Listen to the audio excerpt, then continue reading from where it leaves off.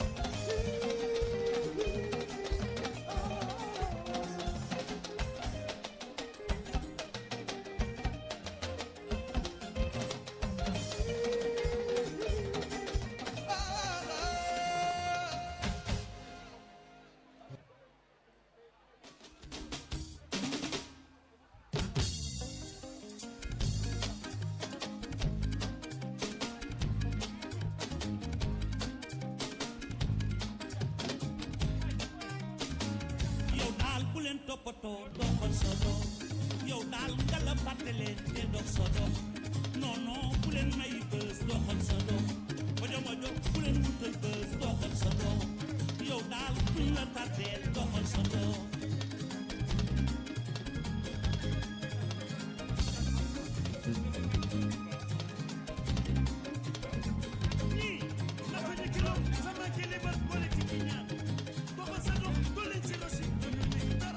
yow daal nga la fàtte leen te nga dox sa doom non non bu leen may bës doxal sa doom yow daal bu leen toppatoo doxal sa doom mojo mojo bu leen wutal bës bàyyi ñu dem yow daal buñ la tàddeel doxal sa doom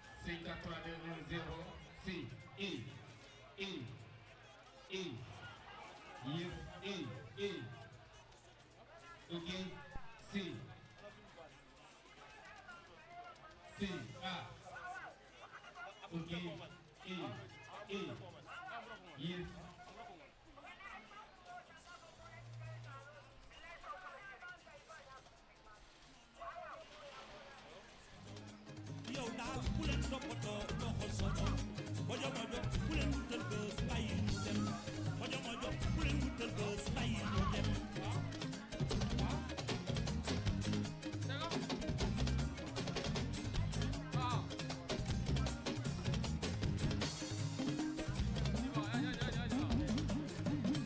bul ànd ak ñoom bul nangu jëm ndaare bul toog ak ñoom bul nangu jëm ndaare bul wax ak ñoom bul nangu jëm ndaare bul seq ak ñoom bul nangu jëm ndaare bul ànd ak ñoom bul nangu jëm ndaare bul toog ak ñoom bul nangu jëm ndaare bul seq ak Yes,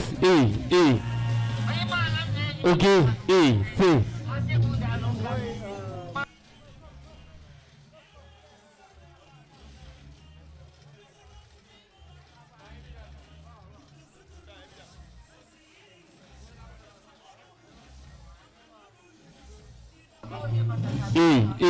Yes, see.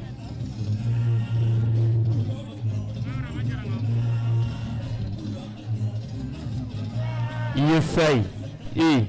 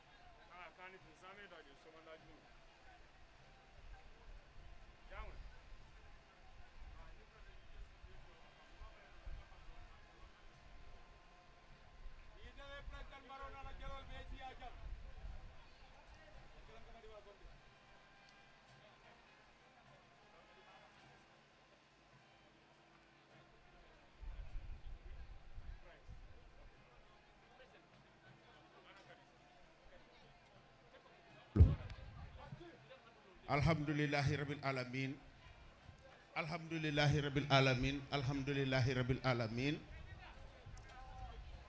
suusoo gannaaw bañ sante yàlla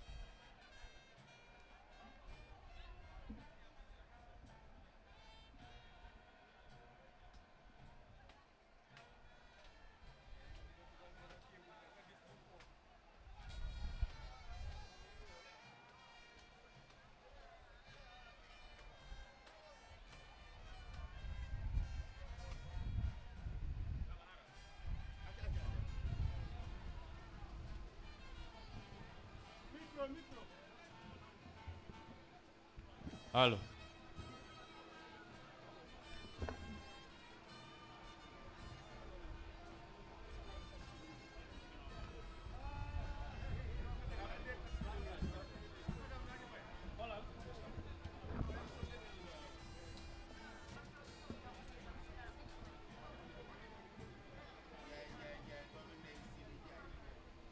Allo, allo, allo, allo, allo, allo, allo, allo.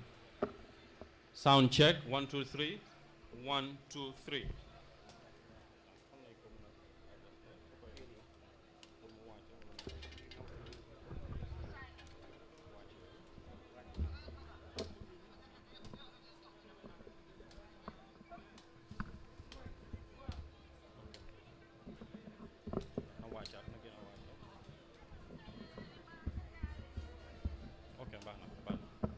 Allo, allo. Sound check. Testing mic. 1, 2, 3. 1, 2, 3. 3, 2, 1. 1, 2, 3. Sound check. 1, 2, 3. 1, 2, 3. 1, 2, 3.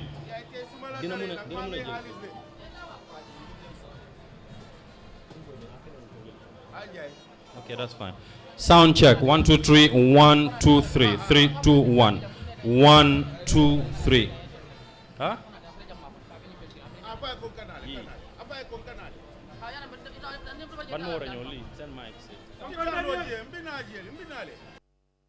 Allo, allo.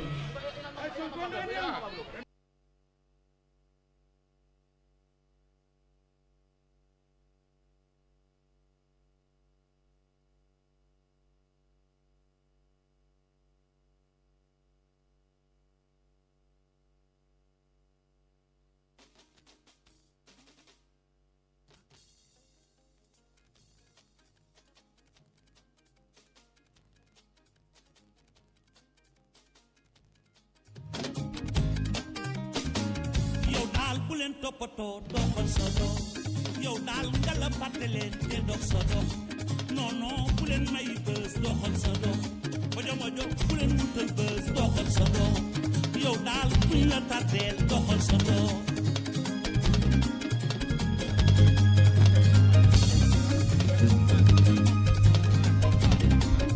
allo jërëjëf waa Elcom Bass jërëjëf waa Minister of Health ñu ne ku aye war sa moomee ñu ne kan ñana aye ñu ne Minister of Health Minister of Health nag foo ko déggee ñooy ñi nga xam ne ñoo amee wérgu yarami doom aadama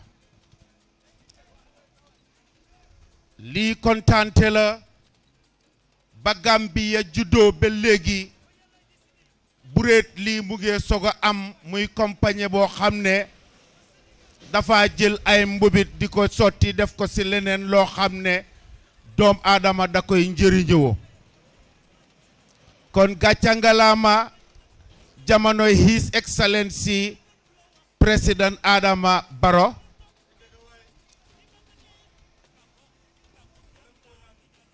ñuy gërëm tamit ki nga xam ne mooy gouverneur bi nga xam ne moo nekk ci tund gi di Mr Bojang ñu ngi laa gërëm bu baax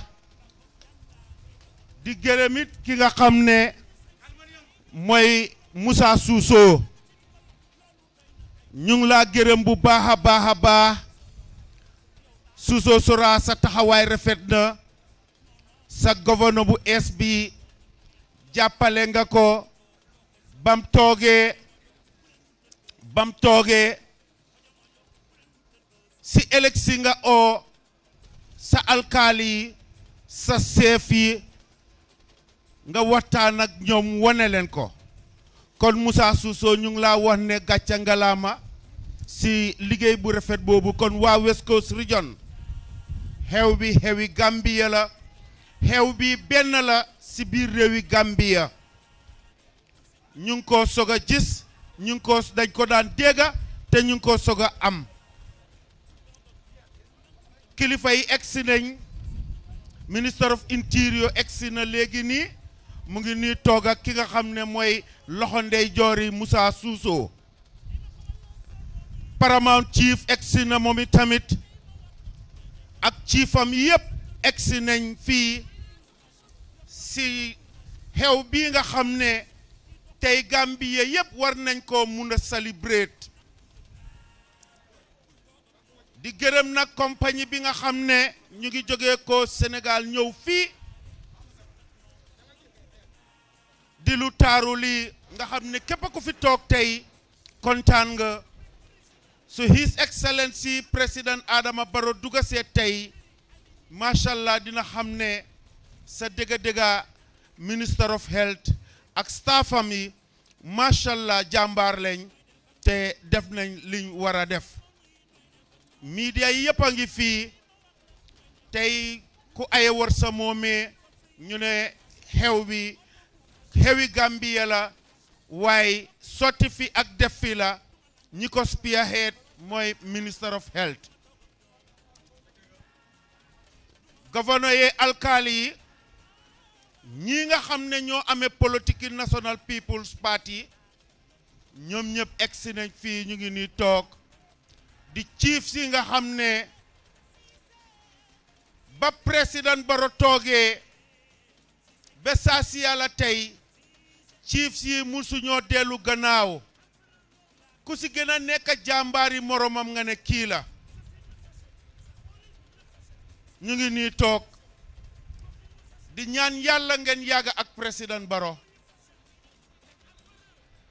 doon ngeen chef yoo xam ne ba gaay toogee ees dañ ne benn chef du dugg si politique waaye da ngeen ne déedéet da ngeen a dugg si politique jàppale président Barrow kon li ko dooree si Paramount Chief wàcca si ba suuf ñu ngi leen a gërëm di leen sant ay jàmbaar ngeen ay gor ngeen suñ fi taxawee di lim tur dinañ jum waaye ñu ngi leen a gërëm bu baax Musa Suso yaa ngi nii jàppale président Barrow démba te fekk tey jotut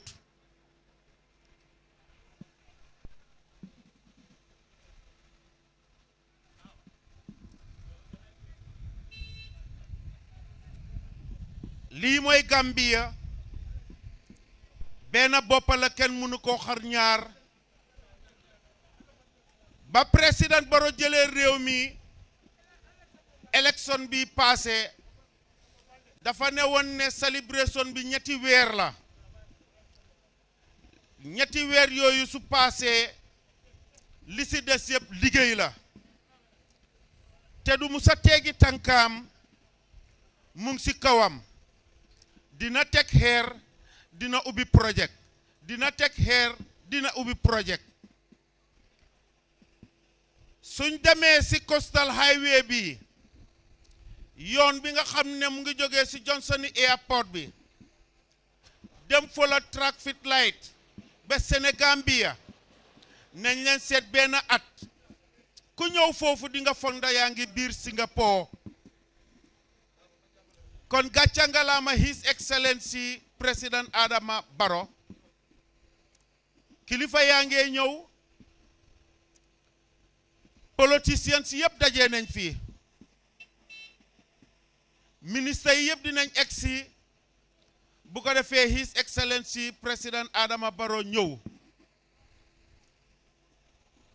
projet bii nag Suso waxaguñ ñu ñan ñoo sampa projet bu taaru bi waaye li ma wax rek la Suso ba Gambia juddoo ba léegi si nguuri président Barrow moom lañ soog a am projet bu taaru bi kon ñu ngi ñaan mbooloo mi His Excellency buy dugga si ñun ñëpp ñu jóg taxaw ñu celebrate ko ñu welcome ko ñu won ko xoli appreciation ñu appreciate li moo liggéey parce que projet bu taaru bi Suso lii ab njëriñ la moo isi si réew boo déggee ñu ngi xalaat Bakoteh dumping site dafa amul feneen foo xam ne fuñ ko fa yóbboo dinañu njëriñ ëllëg te macha allah président Barrow def na ko kon dama ne gàcca ngalaama waaye nag ñu ngi gërëmi tamit protocole si nga xam ne ñu ngi jógee State House ak garde corps yi nga xam ne egsi nañ fii ñëpp ñu ngi leen a gërëm di leen santa di leen wax ne Suso lii mooy Gambia benn boppa la kenn mënu koo xar ñaar ñëpp egsi nañ gàcca ngalaama Musa Suso ak sa gouverneur wërsëg bi si seen loxo la tegu lii sant yàlla la si West Coast Region si suuti li nga xam ne mooy Gambia jërëjëf dahaba aboko ye kumo banne na ala tenturin ko ala ka saliki la nyi mama sallallahu alaihi wasallam mbeñim beŋoto jammento jambi wallahi mo be ala ko ñimu sewo benneti munake sewo beŋoti katu yiriwa beŋolem dahaba ñim foy la kumol kono janne ko President Barrow akole ko ninkari saba folo tambita kabra gagneta victory soto ñim banko kan landslide abe simfa folol mem tala wolem do ko dammanti do ko namam bere la damen asita projet do kum faje namam bere la damen asita projet kuta do yele je bar dahaba simbol jey nge tentu mellota President Barrow fe kabrim presidential fo parliamentary election o fo mbe ñaatirin ka ñindi local government election o menna mo be la lodula ani la katada ya ma fale badda haba kontondiro ndeba folola na ñin journalist lela Barrow Media Empowerment GRTS bang QTV bang ani media bunda to mal mel bebi jang katu President Barrow la baro nabe ñi ñala be tandila President Barrow mankuto anala man sakunda ñille ka wafi woto journalist ol surwal ka men fale gacce ngala wala barka bake alla do ko ñimala daba nimbata journalist ol kontonna daw dandi ya fansun alkalo le soto mbe da men jang farato alkalo bijanne anala molun sa konton baro fanambe mole koto men kata ñin tundo la governor kutoti même governor Ousmane Bojanti afanambe be to jang Bojan Sankaranka sa konton kendek ninga konton ala deputy konton ala deputy la lodula mbengo lonne President Barrow kanun tewlem NPP jikolem adin jali mara sanku le fana mat dahaba teri dahaba nimbota woto sonkonden yang niaje President Barrow ay siaka sonko sikana kay ko na banko kono kurkunyal lafta karafade telema ay do ko ka nyimma sakunda police force yele mamra police station ba nyim banko kan siaka sonko ma men long walla nam mara men kabrim banjun fokoyna nama ka nyama nung abuka fa nyama nung abuka tuwa nyama nung mamira bi President Barrow si jiko sorato sonkonde yang barlabanna kulanjang ngarata dawdanding alsinamo kaninje badda haba konton ro kono sinna imam Touré konton imam Maud Lamin Touré abe bengoto janne ananyon almamolu suta tili nyim banko la Cairo men si nyim banko tenkundi nyim banko la Sumaya akole duwa wakambala men sefol fanan kontonna wol men be lorin president fe suta tili na minister 20 duntanang na député duntanang governor be dunkanang mba fulala welcome jang dabante commotion le me maygo di la njayla ate même MC ti cérémonie to asi continuer njay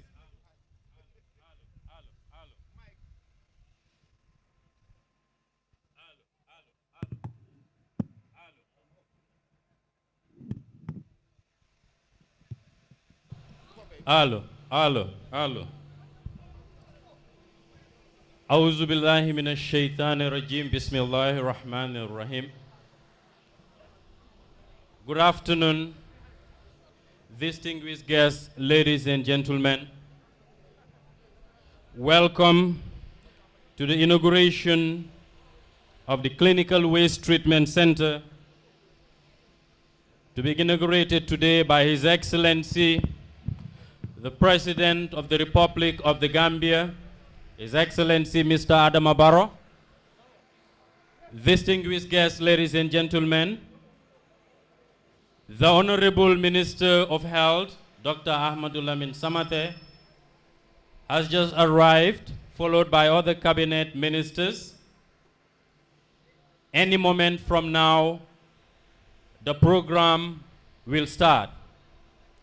So distinguished guests, ladies and gentlemen, once again, welcome to this August gathering, marking the inauguration of this magnificent edifice with houses the Clinical Waste Treatment Center.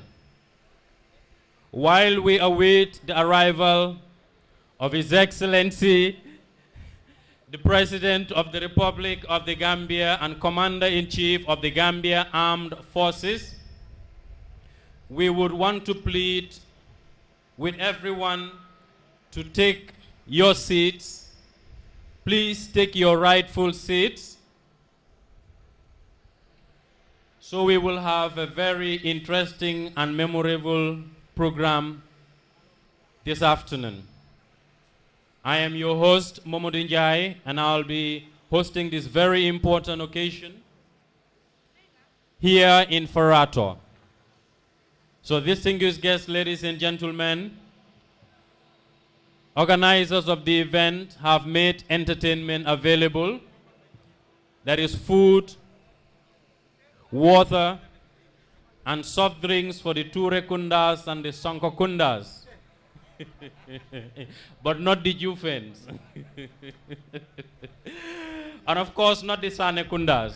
So distinguished guests, ladies and gentlemen, enough food will be served while we await the arrival of other important guests. And of course, we will also be receiving the World Bank Managing Director, who is the special guest of this very important event.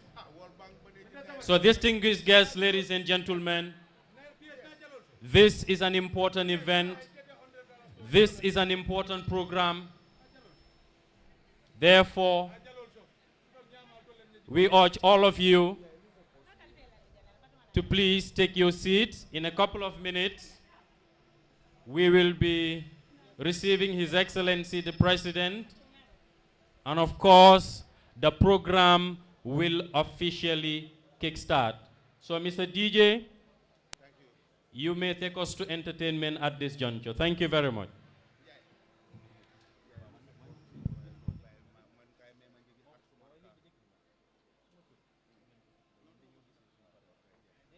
jërëjëf Olof Njaay nag daf ne xaleel bu sa loxo setee war nga mu nag bokk ak mag ñi benn ndab Njaay ko li jërëjëf ministre yi egsi nañ ministre yi nga xam ne fii kenn mënu fee jël wërsëgi kenn li Yàlla tudda ba doom Aadama juddoo ne bés dina jot dinga doon lii kenn mënu si dara lu jógee si loxo ndeyjoor la dem si loxo caamoñ la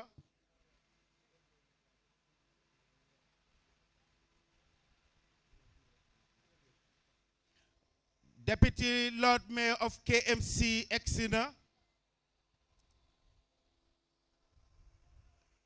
di wax ne ministre yi nga xam ne Yàlla tànnal leen pour ñu liggéey ak His Excellency President Adama Barrow ñoom ñëpp ñu ngi nii egsi nañ toog fii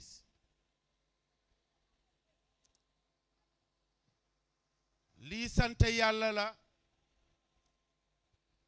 lii dafa wone ne Gambia benn bopp la kenn mënu ko xar ñaar Suso Dr. Gassama moo aye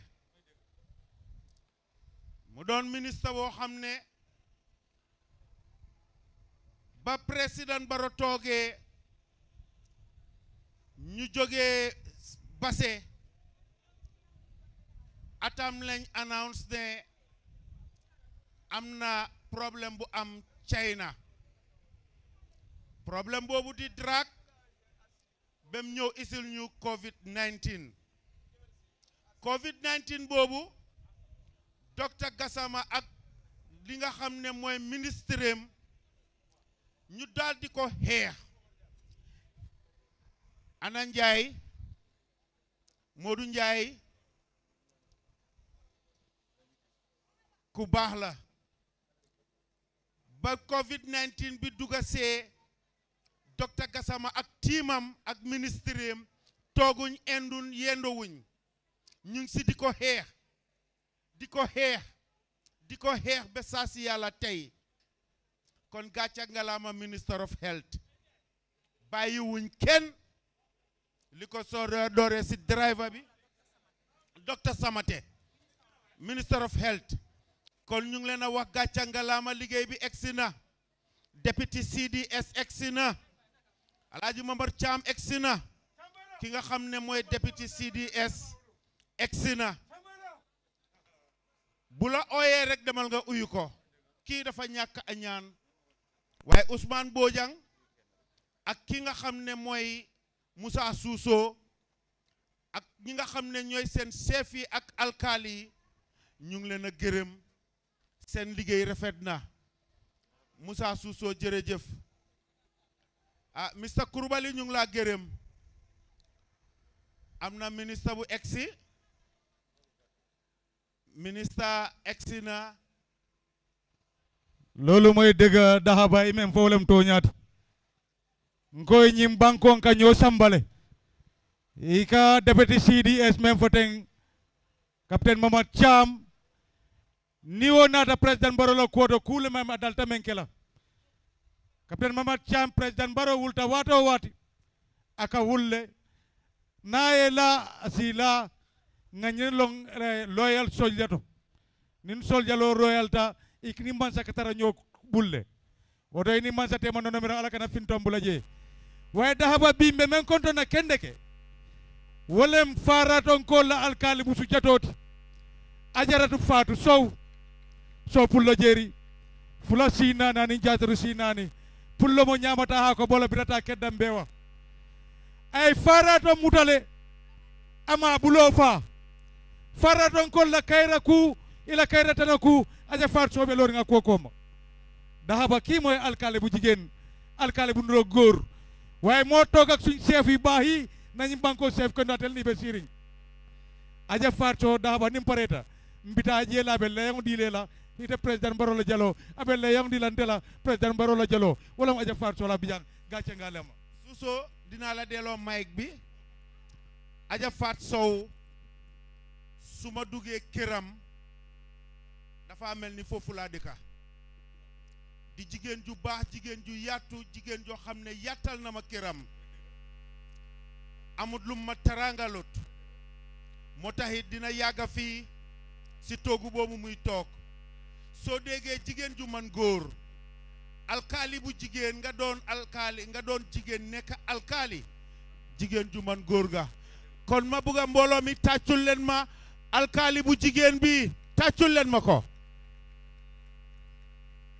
jigéen ju man góor la nit ku baax la waaye nag Suso ñu gërëm compagnie bi tamit ki nga xam ne moo sampali projet bi nga xam ne ba Gambia juddoo ñu ngi ko soog a am projet bi ki ko sampa doomi Gambian la te foog naa tey ku am projet war nga koo jox doomi Gambian bi mu sampal la ko si anam bi nga ko bëggee anam bi nga xam ne Gambian yi suñ ñëwee dinañ kontaan kon doomi Gambian bi nga xam ne moo sampa projet bi bugga nañ ñu gis la foo mundi mun a nekka na nga génn si ndeysaan tàccul leen ko mu ngi nii tàccul leen ko waaye tàccul leen ko Coulibaly nga santa ndeysaan Coulibaly na fa doomi Gambian la Suso ma bugga nag nga wax si Ousmane Coulibaly la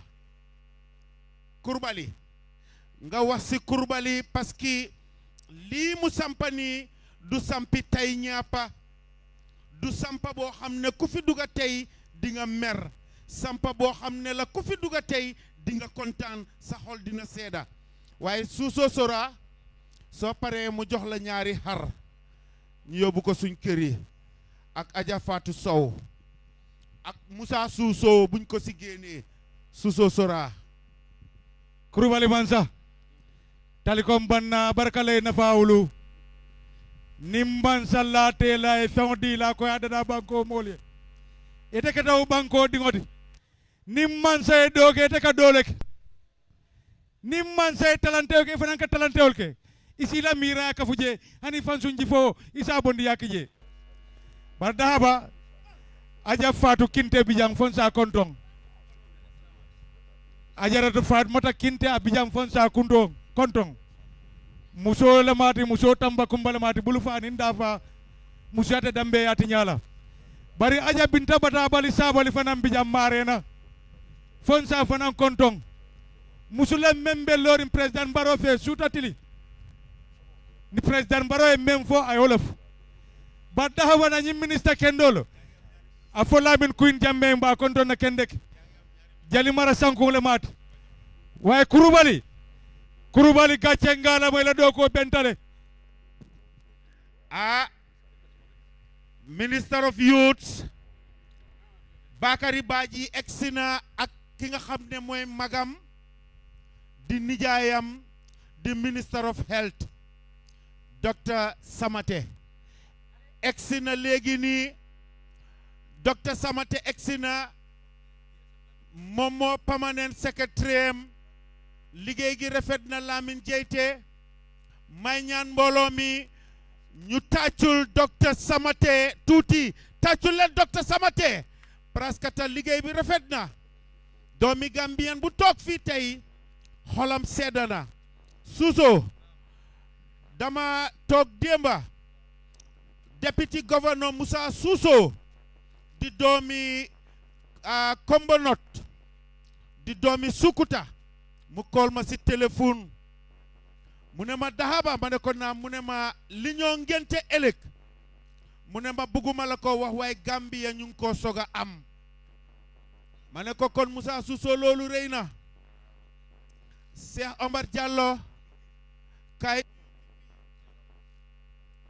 Omar Diallo kay uyuf si fii Musa Suso Suso Sora docteur egsi na léegi nii Dahaba walam toñaati doku wala bengo be kukili nanoma abe doku lalle bulu ani mel ye doko nyi nyaton kaya oto honorable Dr Lamin Samate nga fana njela na la PS dunta nan sain memu mod Lamin Jeyteti alla doko benta bi mu tarik lumbalti jata kendala bundala nyi Gambia banko kanjang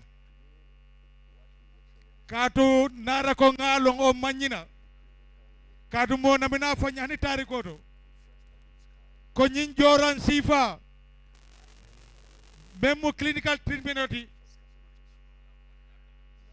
Cheikh Omar Diallo ko be dawda ni men kam missional commandi to sa fe ne dan ko jang Cheikh Omar Diallo fo munta nek nga ñew uyu fi Cheikh Omar Diallo ko ne dan ko jang woto nimbita kam fam futata bi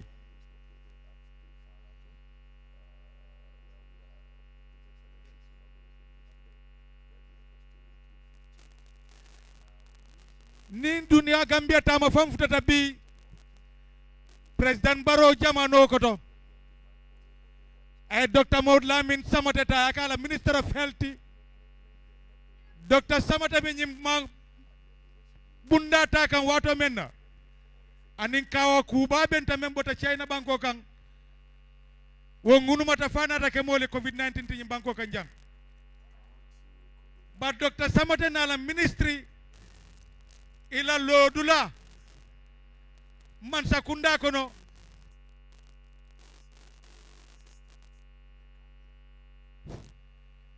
ko man na diki gambenol kan ko dikita banku do mol kan nyamen o Dr Samate inila PS inila staff sol mel bebe ministre of health kono Gambia dingol ba folalal nimbara la baraka ala makira le baraji da timmalante allota Gambia dingole tuma kolonela allota Gambia dingole jakali tumolda allota Gambia dingole tumal la membe kolyari woto nin tariko tamata fam futata bi alnata nani facility sifa fanan soto menketa tariko di Gambia kono tariko di Gambia la ministre of health kono woto Dr Samate fonsa foy nimbara bake ini la staff sol kabrin santo foduma hani fitar lal fan kafta ko nyimmala woto be menkela don dahaba ndin komba be fola biate banna fola jang bi fana mutarik lumbalet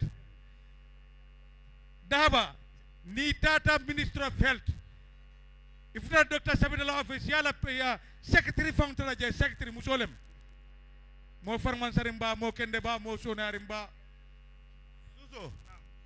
Suso doomi Gambian bi nga xam ne moo sampali muy Cerno Kurbali ma bugga Cerno Kurbali ñu ngi ko dénka government bi ñu ngi leen a dénka Cerno Kurbali di xariti Lankonte di loxo ndey joori Musa Suso waaye minister of fisheries moom it egsi na di Uncle Musa Dramé moom it egsi na léegi nii Suso nee naa la Suso xew bi sanse na Suso project bi sanse na Suso mu ngi ndoor ay stata fi nekka doo xam fan mooy VIP dama ne Suso si nga war a xam ne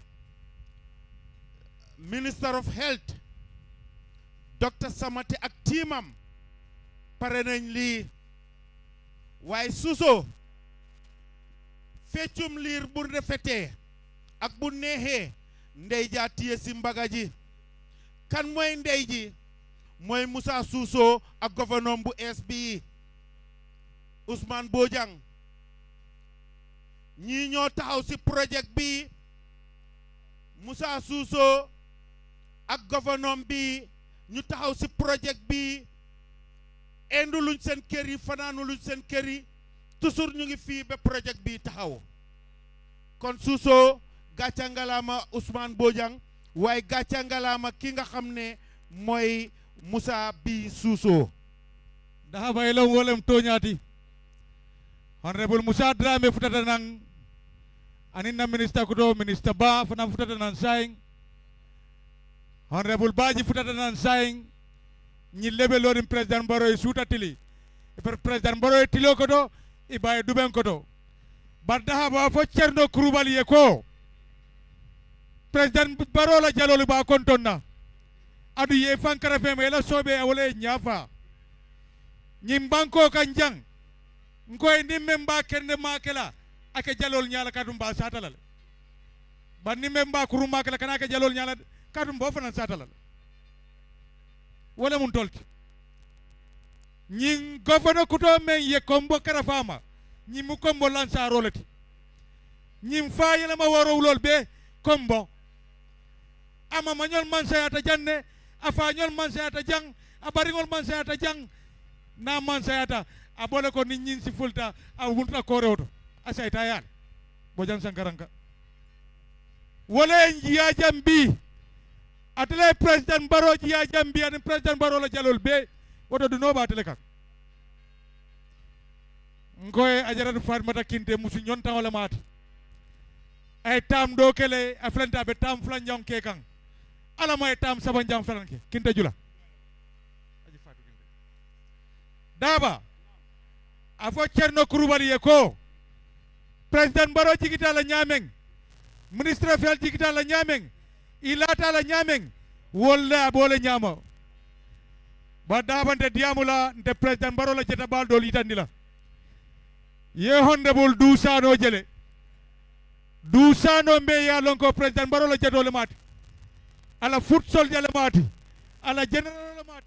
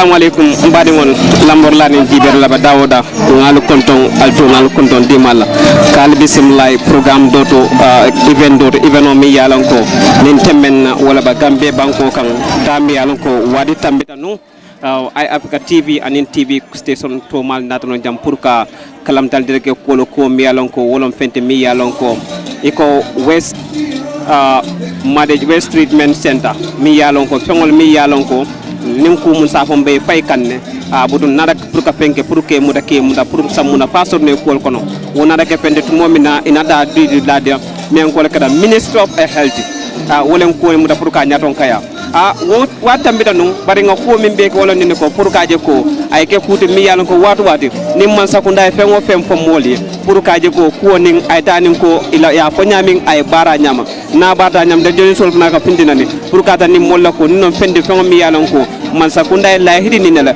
man sakunda ni tamaram bulo le fonyo man sakunda ni ku ke nyal le fontele kam ta ko non fendi mi yalon ko ate wadi tambita nun ate nin ku musafa sérieux atale man sakunda na nun la do dami yalon ko wolon farato te dulabi je dami yalon ko kankam ba kono inata ning lamute foundation lajero foundation o bira lata e ne pomole ko ning ala sonda e tumando kardanta nyato wal janni ba fal wadi danda nyato lani ba bannala ko mi umbal fringa nyami barbi president baro la nyato ko yakam wala kada fende mi yalon ko nin temmenna ay Africa TV fal dang e ba bonde kan ko min nga promise nyami ko fengo femba banko kan ani banko e bantala mi yalon ko mbulo sa siyama wala sa mol nya sedan do ala mba finden da wal fana nyam nin temmenen felen for dami do ade faratolom nada bi pour président inauguration mi yalon ko nin ko inauguration wolon fende pour kam da ka kulli nyami yalon ko ka nyanda fo ka tandi ko say nin kumu après de pour ka do ko ke o Ministry of Health la nyaton ko yakam akam to ko président yo wala invite anala cabinet mumbe pour kana kaji ko gofonol bijanne ministre bijang permanent secretary bijang paral bijang fengol be mo sifa bele bijando pour kana nan ka kungoni muta pour ka sembenti yandi ka ke kuti mi yalon ko ya la hidimina pour ka banko dingol la hidimina pour ka je ko ke findimi ka beta bak abudu nim ko muni non ko to mi anko aya be ka TV bijanne pour ka findin nin temena ade president fanga amam futanam polo bari permanent secretary bijanne vice permanent secretary bijanne anin kunukum madol mi yanko iba ate president wala cabinet kono aw kara fene mi anka ko mara bakal mba min gawol nin ko mba sele sanda pour ka interview solo Minister of Health ngayel ko Dr Samate ala nyaton ko ya kono ni soto do wolto bari nga falen ne ko tongo fe yalon ko nata nun ko molle man sakunda taxala wala man sakunda ye fo nyandi ko mi yalon ko wol nyanta kek ay Africa bulala no mane pour ka je ko ay tanin tarambulo la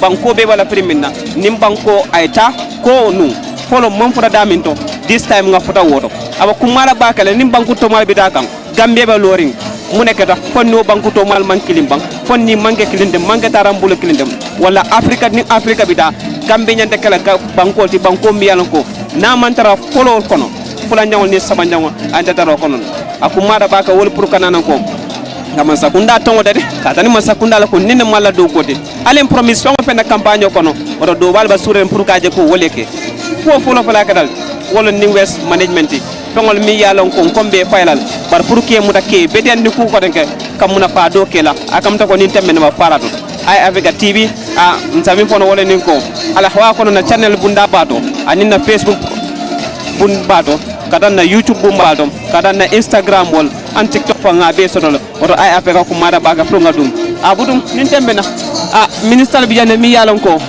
ni be diamula le ba janni ni wol fana diamula gofanol bi jane mi yalon ko wolle fa president diala anin mi yalon ko kansulol fana be bi janne anin kiamanol kata mayor wol be bi jandole mi yalon ko mba try by all mis ngaje ko fengo fen nka je nyala nyamin mba finden la wonyam alnal badi mo nene MS Bojang lamor lan jiber la ba dawda ngal konto ngal tentu ngal jayi ala lamor kunni makam anin ngal ba dawda al kan jibe dawda akumata bakar pour nga finde thank you very much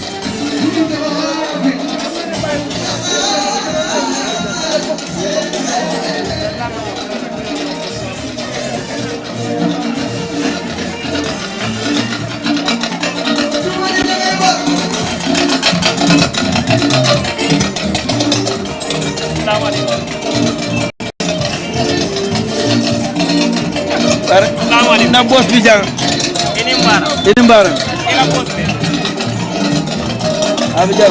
but it's okay.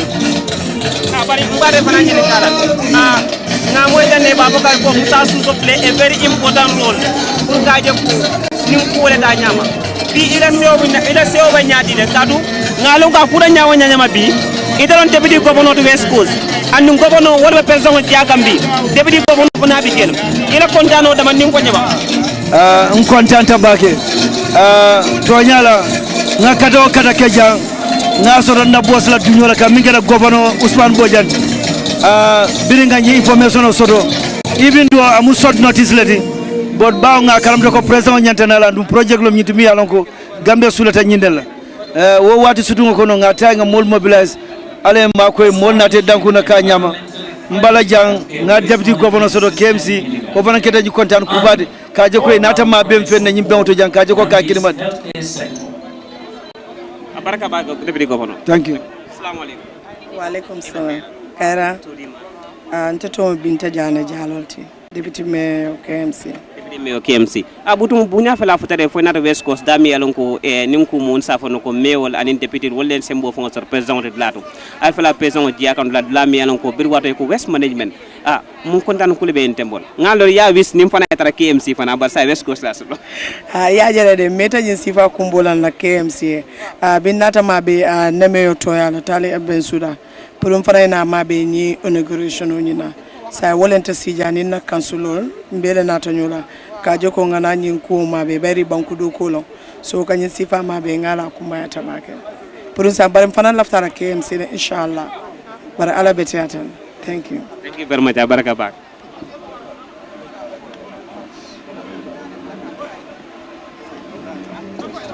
Butung wala kita fende dami yalon ko butung nin temben namba fala ko ino Dr. Samate Bijanne. Do you want me to leave about 4 here or 5? Yeah.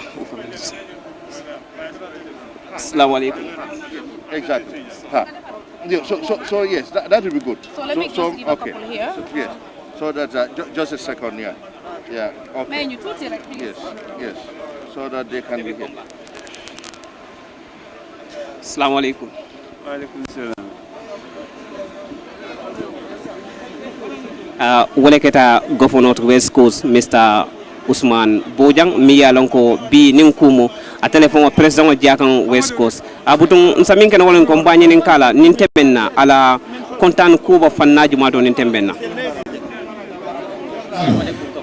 Yes, ala baraka bake nyin keda nyi kontan kubade katu nyi nyong tamola munyinte andum momi alon ko mbota nga hospital background ne soto ka nyinje ka nyetra jang nyimu fenir mi alon ko nga need num bakela anda inake mi alon ko atle worta jambeti nanata incinerator yala o ñoman soto ñim banko kan so ñin kera ñe kontani ku balti projet dama balbe kere mi alon ko itam governor de West Coast nim projet dol fele sterun neng afoda ñinang afela aketa yamira ko sign teng ila tunno bala firim projet jamanya dilla mi yalon ko eba mi wisla pour ila tunno kan yasoto because West Management for sign nim ko musaba ko asaketu mando na fe jama babi jente fela bebe mutale bebe sen le nyamala ko denke wala keke tarambul doti ayalo nyimu waste treatment facility lete any waste management man clear and most importantly nyimu puru medical waste lete so ñi ñanta kala example wolte pour na general waste fana minata la damento so be kala fenede mi alon ko banko la solar kulemu sako ndol West Coast baytini ajibe mo siara damento waste ka siya wolto anda manejo fana ka kola ya wolto akam de ko e kontanda banyati memo kontano banyati non na kontano sign ta fono la in words baytini aje ñine ma foloti banko kan andu ñine mun defana la force official fengode as a governor so akita ñe kontan ku baati kontantal dal so ka duwar no alama kafula nga duwa banko ñaton ko ñi jamaayna min batina banko be safe abaraka baga thank you very much wala kada governor abutung wala kada governor ni tembenna ay min fo wolon indi ko akala fente mi yalon ko avec assalamu alaikum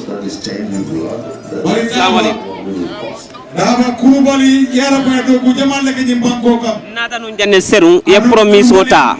Iko be do ko kela within few months wala el sot yot ibe do ko kele yabang iko lata ye contrat ko di KFC mingere wala Global Construction Company kurbali do ko fele abanda ye mune sore ba mim fola moli sa ko man sakunda la fannala ani general public miliyalan ko ilafta do ko le pour ay ketariak fo ala tento because ñing ala ya kene ako kolya dale bari alhamdulillah mbeddu kulal be tendula because nde damala katote ñing kenola so momo ben koma mbeddu tendula andu gambian kol nde mobe yamarla nga finti nga kata because ñim banko ndolle ba dokuno la moko dintena jan dokuno la ntolla mobe tetano la duma silola mobe tetano la tubabu do ko bi janne bare doku la soto sonata ñim banko kam bitilo bare nin dara fo ñaato me kacha siandila baraka ba thank you very much Mr. Kurbal butung akam da ko nin temena president fele afkara nin temena ba min kala wala nin diko you try by all means pour kaje ko ba president fa sign ala silence obinakan bari min nyanda kala wolon fenti dami yalanko hani ku ko den tije hani fentije president of Sainteng ninku mun safa kono abe silo kanta almost any moment from now nsa sotnole wala asadunno baye kono bare mi ya nyaton ko ya wala kata gofonode thank you very much ala baraka bak thank you by the honorable minister of health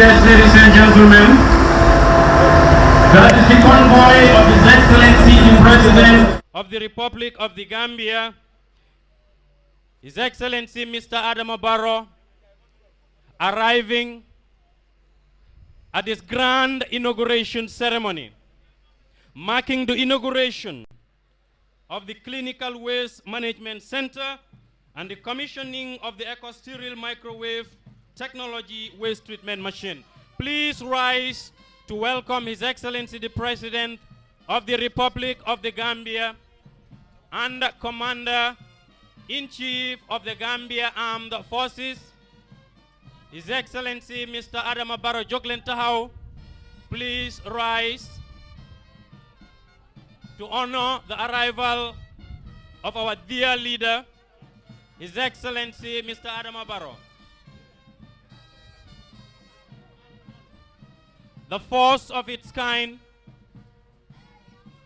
after many years, it has finally happened. The inauguration of this magnificent edifice. Your Excellency, Mr. President, you are welcome to this grand inauguration ceremony. Please, may we all arise to honor His Excellency, the President, who is giving salutations to various dignitaries that are lined up to welcome him. Of course, this is a show for the Ministry of Health and by extension the people of this country. Rightfully received by the Honorable Minister of Health, Honorable Dr. Ahmadou Lamin Samaté. Tachulen President Barrow way, tachulen President Barrow, tachulen ko way, tachulen His Excellency President Adama Barrow. Ekatilen sen loxo yi alal bulon sikandi President Barrow ye, alal bulon sikandi President Barrow. His Excellency President Adama Barrow dun tanang. West Coast Gold alal bulon sikandi ekati leen seen loxo yi pour président Barrow. Jërëjëf Your Excellency, you are highly welcome te ñu ngi la wax happy Tobaski.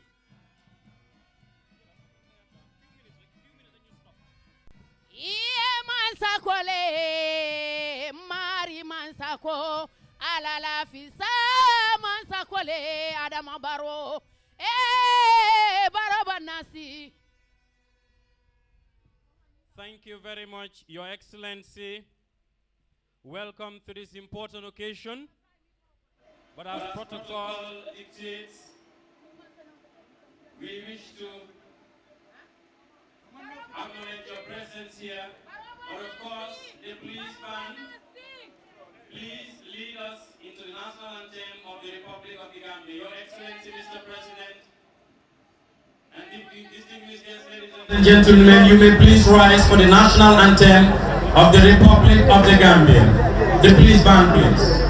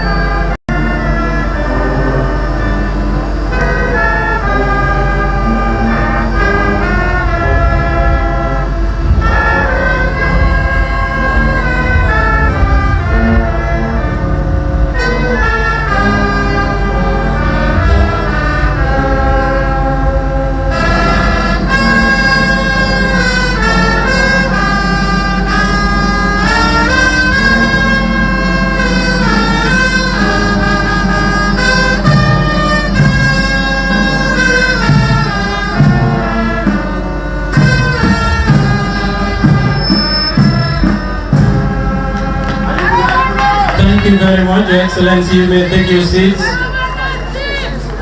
We now have prayers led by the Imam of Farato. Do we have the Imam of Farato in our midst, please?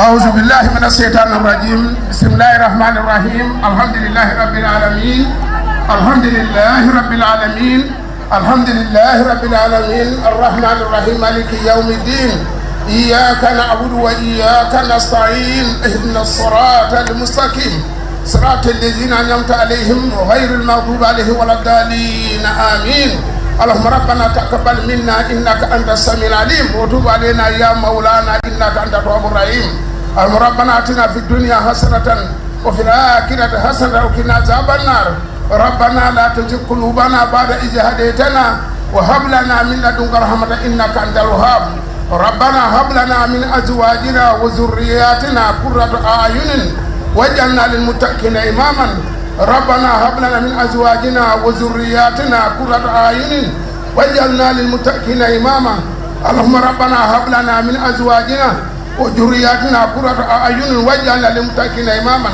ربنا آتنا من لدنك رحمة وهيئ لنا من أمرنا رشدا اللهم ربنا هب لنا من لدنك رحمة وهيئ لنا من أمرنا رشدا اللهم ربنا هب لنا من أزواجنا وذرياتنا قرة أعين واجعلنا للمتقين إماما سبحان ربك رب العزة عما يصفون وسلام على المرسلين والحمد لله رب العالمين.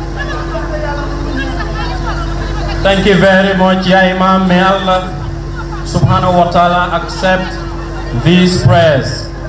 Now we have Pastor to lead us into Christian prayers. Pastor, please.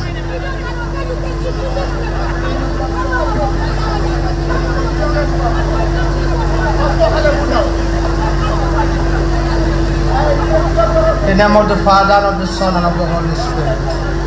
Father, we thank you for our lives. We thank you for all you have done for us. We thank you for the life of President Adama Barrow, who went to source for this project. We thank you for the World Bank, who graciously accepted to support it. We thank you for the head minister and ministry which is implementing it. We thank you because without you, we would not be alive today. Thank you for this mighty project. Thank you for the grace you have given to His Excellency to implement it, and may He continue to do more projects for the Gambia people and continue to strengthen and develop them through Christ our Lord. Amen. In the name of the Father, Son, and the Holy Spirit. Thank you very much, Pastor. Your Excellency,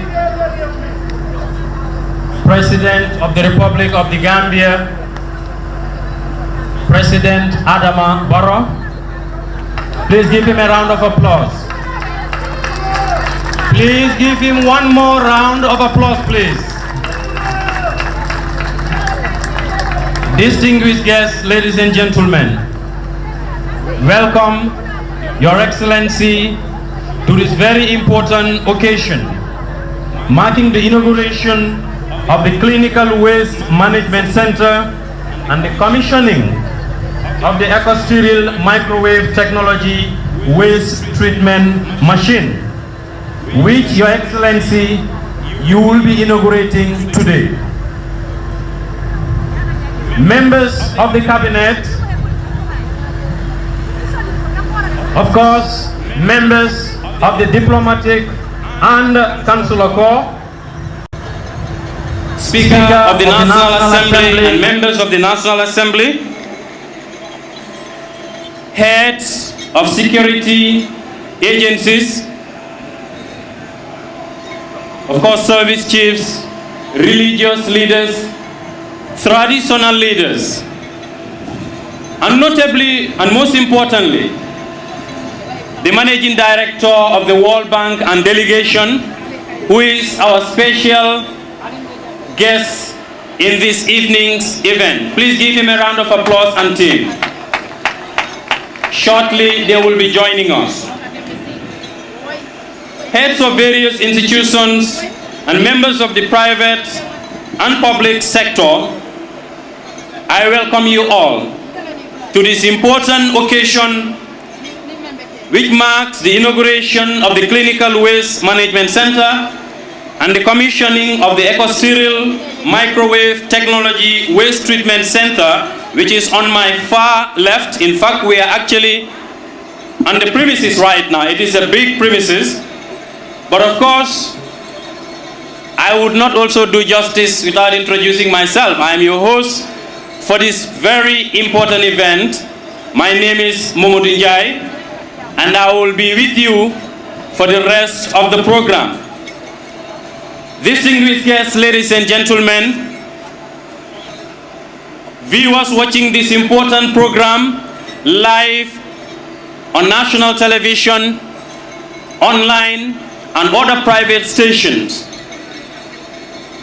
party supporters, and patriotic citizens of this country, I welcome you all once again to this important occasion, and not forgetting members of the press also. Distinguished guests, ladies and gentlemen, for more than half a century, the Gambia is today inaugurating this important and magnificent edifice to be inaugurated by our dear leader, His Excellency, Mr. President Adama Barrow.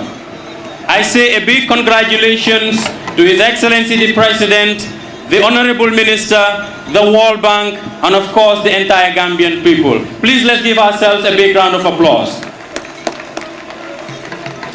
Distinguished guests, ladies and gentlemen, first on the itinerary, we will be having a 20-minute documentary video which will give you an insight on healthcare waste management in the Gambia, and of course the World Bank support to the health sector. That will be the first item on the program today, to be followed by other items on the program. But at this point, I would want the disc jockey or the DJ to please play video number 1. Distinguished guests, ladies and gentlemen, please listen and watch carefully. This will show you an insight of the waste situation in the Gambia prior to the launching of this important facility. Thank you very much.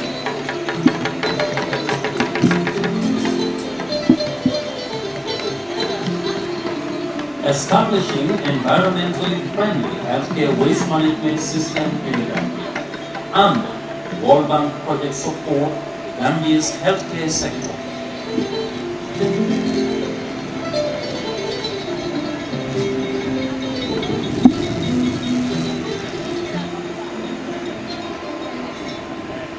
Clinical waste management is a big challenge for most countries, especially the countries in the developing world.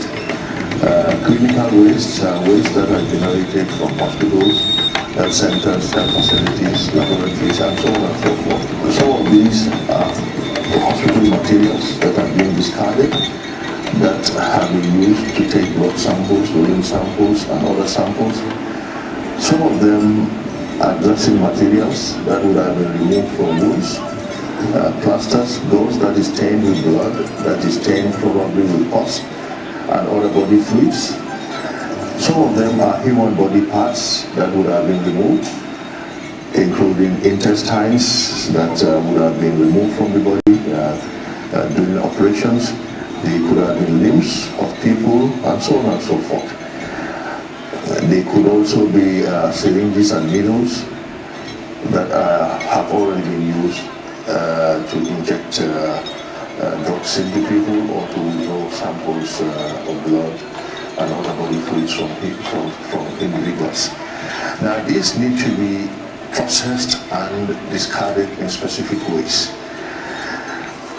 Unfortunately, in many of our countries, including the Gambia, we didn't have the facilities to deal with most of this. So what used to happen, or what is happening before the launching of this equipment, is that into the trailer of a tractor, the tractor takes it in an open trailer, and the waste is dumped at the dump sites where domestic waste is also dumped. This is very risky. It is very dangerous. People who go to the dump sites are exposed. Now, when this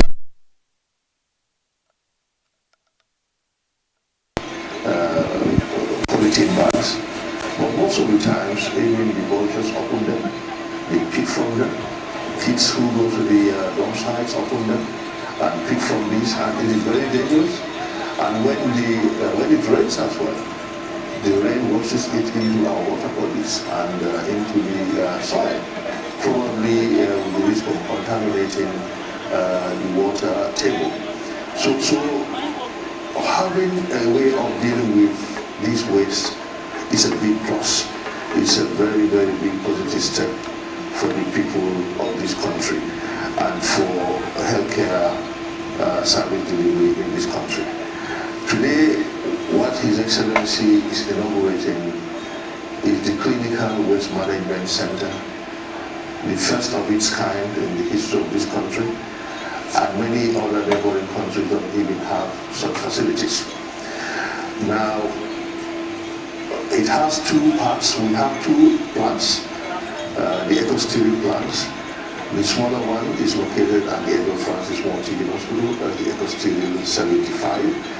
The bigger one is located at the Farato, where we are, His Excellency is inaugurating this today. That's the EcoSteel 250. Now, these use modern waste management technology. They use a microwave system that's going to microwave whatever is put into them and then sterilize them and make them not dangerous for the human beings. And then the residue will be discarded or used for other things.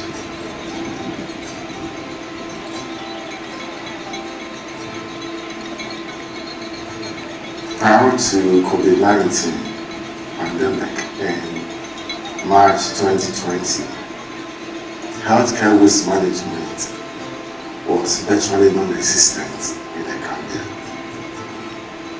From Banjul to Brikama, healthcare waste was burned in the open, and this led to the release of harmful air pollutants. These air pollutants can cause cancer and have other adverse health effects. Sometimes the waste are dumped in a landfill, and that leads to the contamination of surface and groundwater.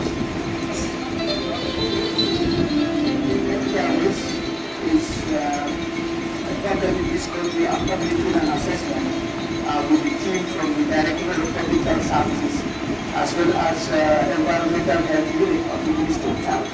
We made a walkthrough assessment and we made countrywide assessment to various health facilities. We realized that there are piles of safety boxes that are filled up and being gathered at our health facilities. We also noticed that there are other healthcare risks from the activities from our various works and also from the laboratory activities and pharmaceutical activities.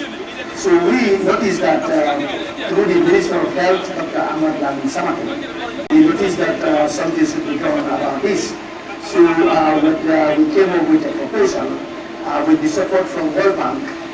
They are able to fund some of these state-of-art incinerator in the Gambia. We have Insana 8, that is an incinerator that we station in various health regions. We have Insana 8 station at Kotu, Central Medical School to serve Western one health region. We have another one station at Kafuta, that is to serve Western 2 health region. We have another one station at Farafenye to serve North Bank East health region. We have another one station at North Bank West in Esau to serve North Bank West. We have another one station at Banza serving the Central River region. We have another one station at Yorubao serving the Upper River region.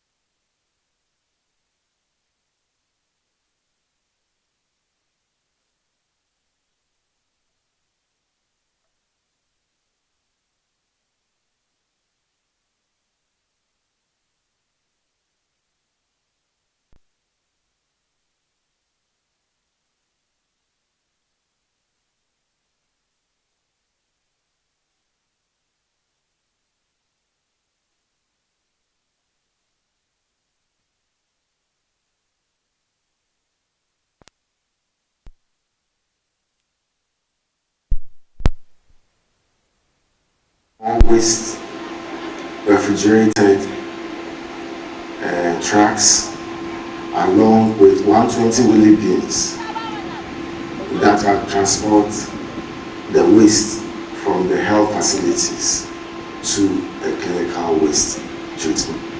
So this 250 can handle 250 kilograms in an hour.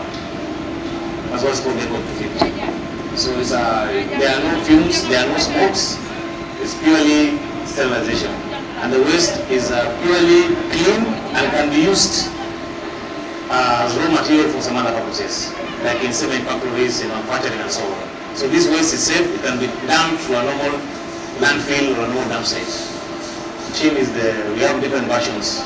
In the company we have the EcoCell 75 series, we have the 75 plus, we have the 125 and the 250. So the machine behind me is a 250 plus. So this machine, basically right now in the world we're dealing with non-burn technology. It's a medical waste equipment machine. It doesn't burn the waste but sterilizes the waste. So it's a purely medical waste machine.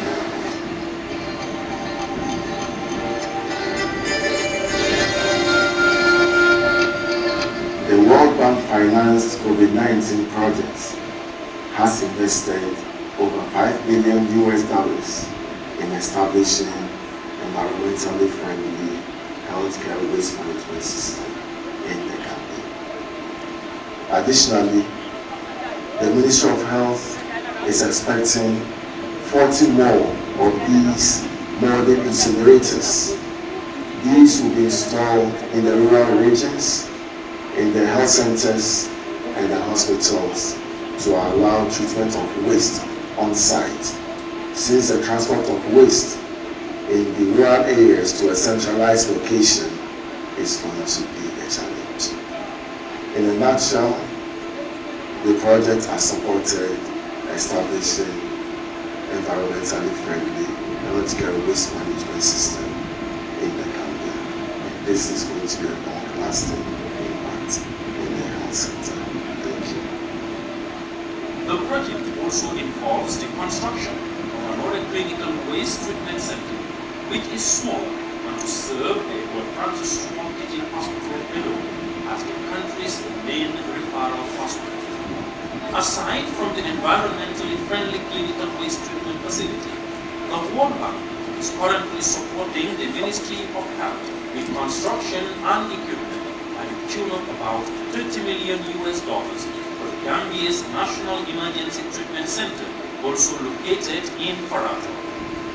This important facility shall include intensive care unit, emergency observation and the treatment center, National Public Health Laboratory and the Treatment Center, National Blood Transfusion Center, Diagnostic Imaging Center, and Conference Center. This has come at the right time, when we have, like many countries around the world, battled to contain the spread of COVID-19. Thus, the facility, when completed, shall position the Gambia on the right footing to contain national emergencies of health concerns. Key among other activities, the World Bank has collaborated with the Ministry of Health, including performance-based financing of health facilities nationally, the establishment of the National Health Insurance Authority, the rollout of the National Health Insurance Scheme, the renovation and equipment of dilapidated asbestos-containing health facilities, revamping of the postgraduate medical training program to Gambian doctors, establishing for the first time Bachelor of Science BSc degree programs for nurse anesthesia and for the midwifery and the postgraduate diploma nurse programs for anesthesia, midwifery, pediatrics, and perioperative nursing. Sponsorship of 23 laboratory technicians to obtain a bachelor's degree in laboratory December 2022. The establishment of an electronic civil registration and vital statistics system, which will serve as the foundation for e-government, thereby making the provision of public services in all sectors more effective and efficient. By no doubt, the establishment of an environmentally friendly clinical waste treatment facility in the country, as well as the procurement of various incinerators, will positively impact the health and the well-being of all Gambians. The World Bank, true partner in development.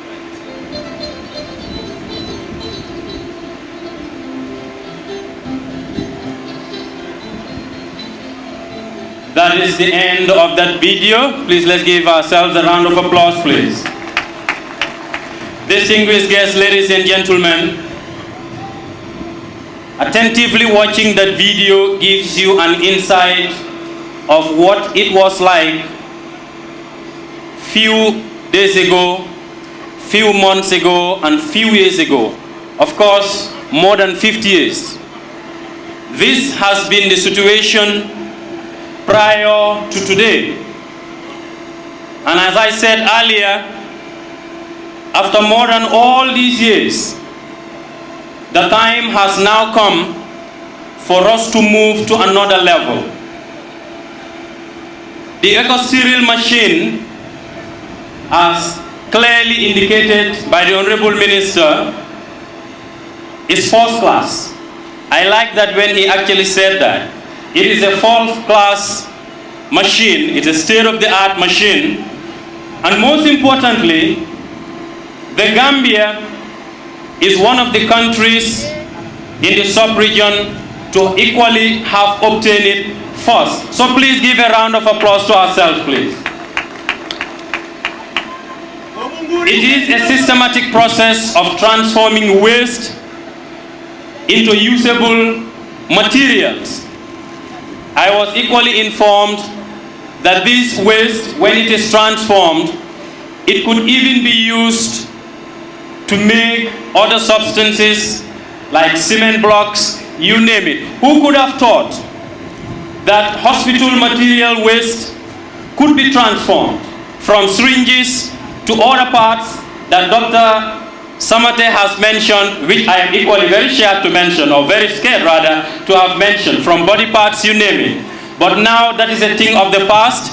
We have machines, one here at Farato, the other one at Kotu, and others distributed across the length and breadth of this country to take care of hospital waste now. And of course, most importantly, at the Edward Francis Small Teaching Hospital, the country's referral hospital. Distinguished guests, ladies and gentlemen, the World Bank has been a key partner to the Gambia for so many years. And at this juncture, we are proud and pleased to announce the arrival of the Managing Director of the World Bank to this very important inauguration, followed by members of the World Bank and other important dignitaries. Please give them a big round of applause. This is the World Bank Managing Director, an institution that has been very supportive to the development projects of this country. Distinguished guests, ladies and gentlemen, after observing all protocols and allowing the delegation from the World Bank to take their seats, I have the singular honor and pleasure to now invite the Alcalo of Farato to give us the welcoming remarks. Please give her a big round of applause, please. The Alcalo of Farato.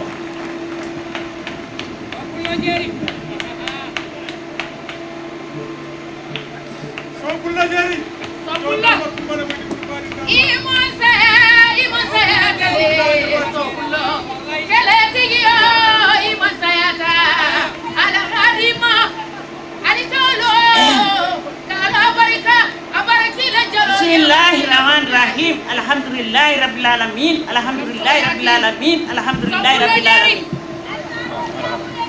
Follow me ala tentula bake mansomi e kairo sabatindino. Fom mentano jambi kana nyin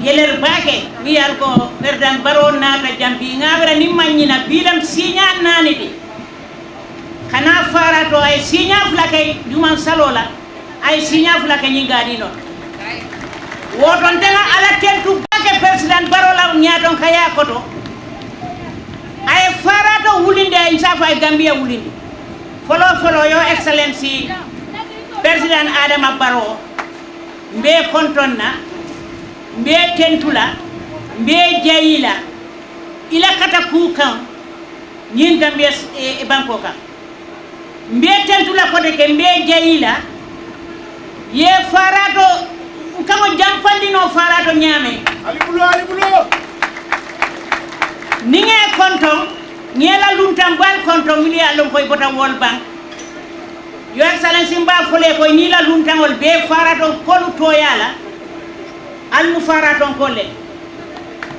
isa fo World Banking kole ko ani minister samate nala timo bi ka bo bila yo excellence ibari musol be alkaliyara jay kanunte bari ite fo ye wolonde no mole wolon anu ngalo nen sallaw kande support nin sade ko no ngamira obe kala continence kadu ifo ya fo la diamo ko non ko mato ko ala kan ngani yo le jo wallahi ala be ngani yo jola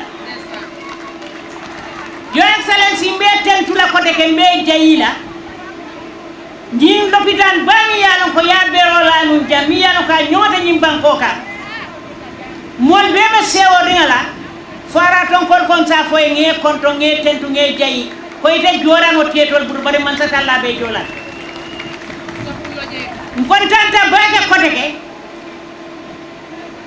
alkalal fana sambale kan kontanta komi minne man so do banko kan ka alkalol bela katangala ma perdanta atikuke menta woti akili ni korosi hani bimbe tendula be jayila molle mbiregi ko bin kana diamo siandi tantije barni wonte bi kontano min be nan sandiamo ta bin sai fo sera kulo mambandi kadu jartalale ke tambindi e ka man sakede gambia ko no jartalale mannin kole kuma kilinne fo mannin kole kuma kilinne fo iko nila nya kuyate tiakere turo balla tabila wodo katati ya kailal be Amadou Lamine Samate ministre bi man ta jaga kende alamba tentu lamba jayila nde ministral be to fulano bari fongola ministre bi jang local government ministre min keda abasanya ba kontona benna governo kudo kontona mi yango atele Ousmane Bojanti anala deputy na sefo komba saw ani sefu tomal minu be jante mol be kilingina gadu tay moti je mba fara yo excellence mbal bismillah la fara do sate ko jam ita muru ita suru fara do ko jam andu wallahi yemin fi Gambia be falinne ala mo man saminti yemin fi ala kay jo wala nani nyima min bela ani Gambia hamo min bela ka Gambia samba ni ala sonta ala be jolala mbal be kontonna be luntannala be kontonna momo bota dame ani makama o makama be bulu ngal be tentu ngal jay nga farata musol fanan tentu ge jay ka brila na fota iman sini dodo bella VDC fanan tentu lambe jayla na almamol ninna kabila henyoli be bi janne be tentu lambe jayla be media tentu lambe jalila ani be mo be tentu la dal me kontonna bi sewo mi be nani ko be diamo sial dia bati nyala ngal be konton ngal tentu ngal jay yo excellency ba fole ñaata doro ni ala sonta ñaata doro ite mu na koma inshallah abada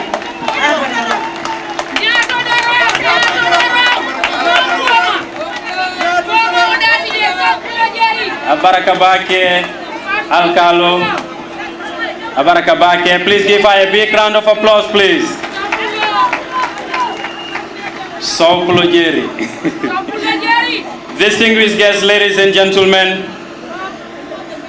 the Alcalo of Farato has warmly welcomed us to this important occasion. But of course, I will equally invite Mr. Ousmane Bojang, the Governor of West Coast Region, to equally deliver a remark. Please give him a round of applause, please.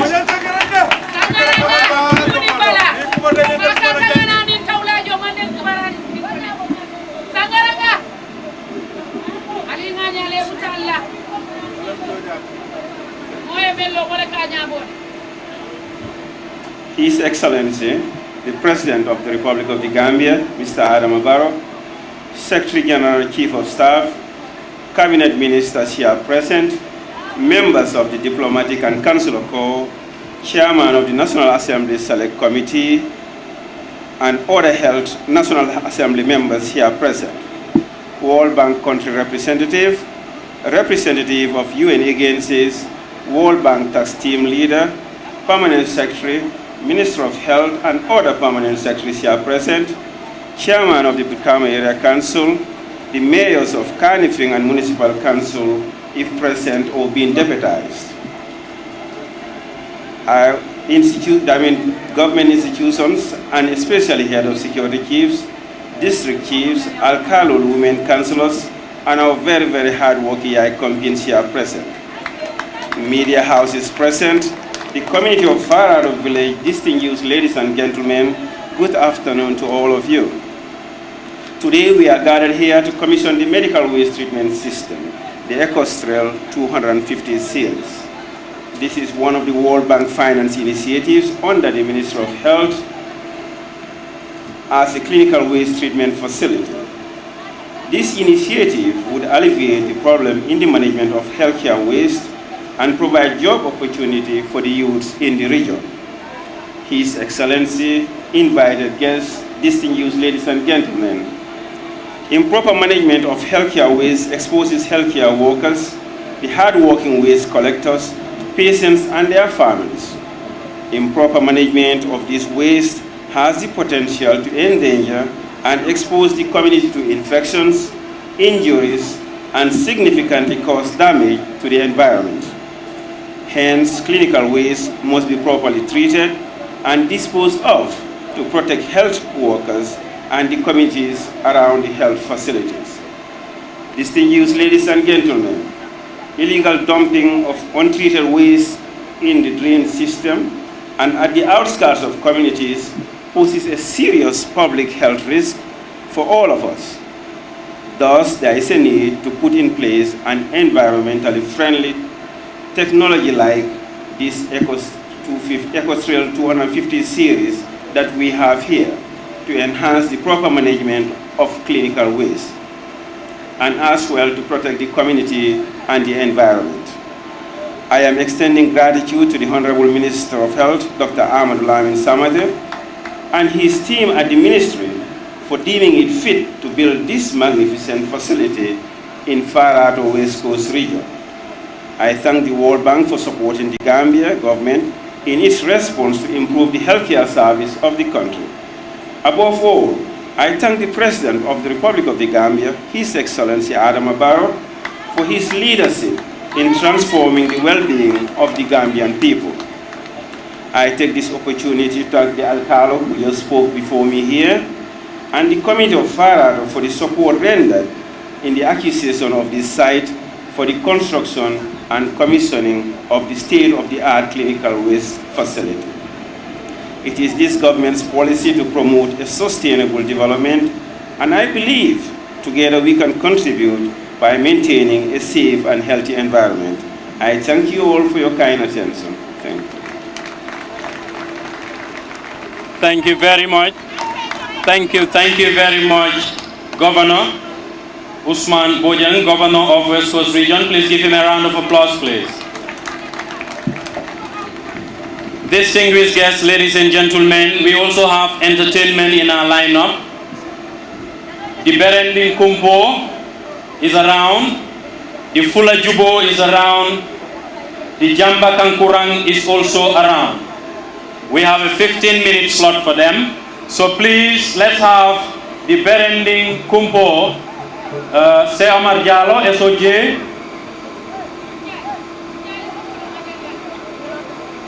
the Berending Kumpo. Distinguished guests, ladies and gentlemen, while preparations are being done, Berending Kumpo, good. If Berending is not around, can we have Jambang Kankurang? SOJ, do we have Jambang Kankurang? Good. Let's have entertainment for the time being.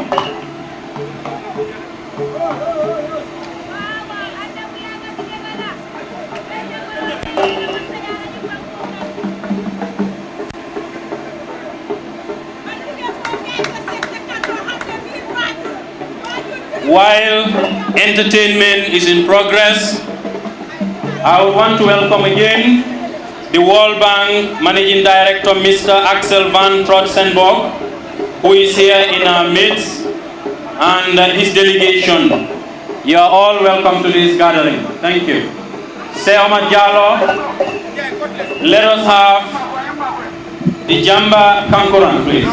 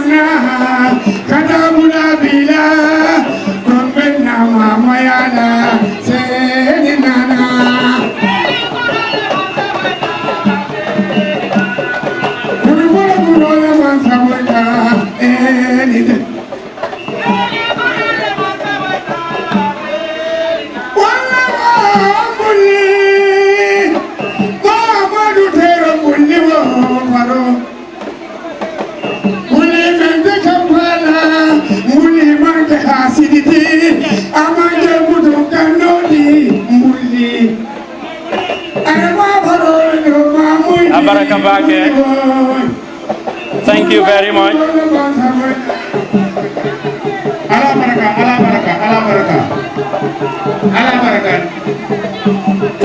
Thank you very much. Allah Baraka. Say Omar, let's have another troop, please. Let's have another troop. And that seems to be the Fula Jubo group.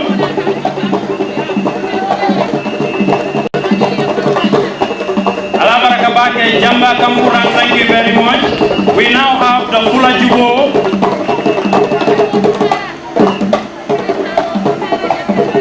Thank you very much. Thank you. Allah Baraka. Thank you very much. We now have next the Fula Jubo.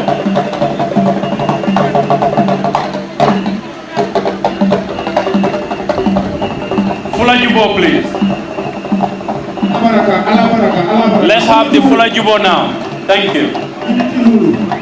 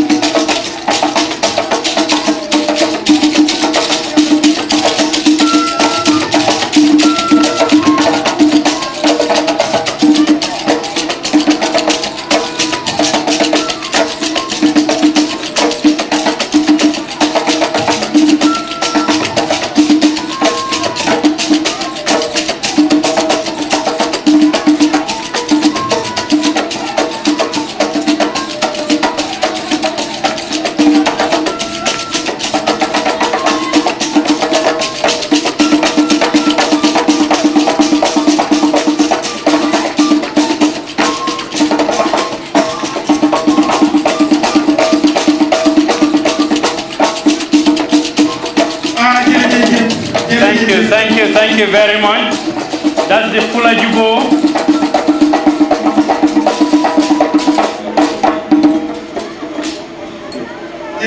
Thank you very much. Thank you very much. Please give them a round of applause, please. I was so much buried with the performances until I had to forget the time. Thank you very much, the Fula Jubo. Now we have the Berending Kumpo. The Berending Kumpo, please. Berending Kumpo.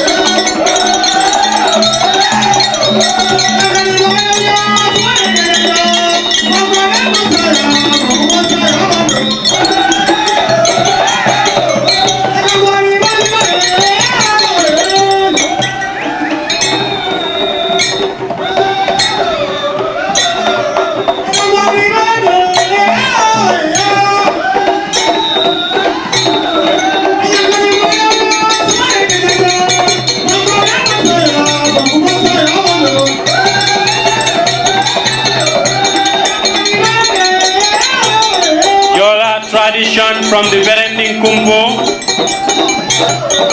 It has been a great performance and we thank you. Thank you very much. Say Omar.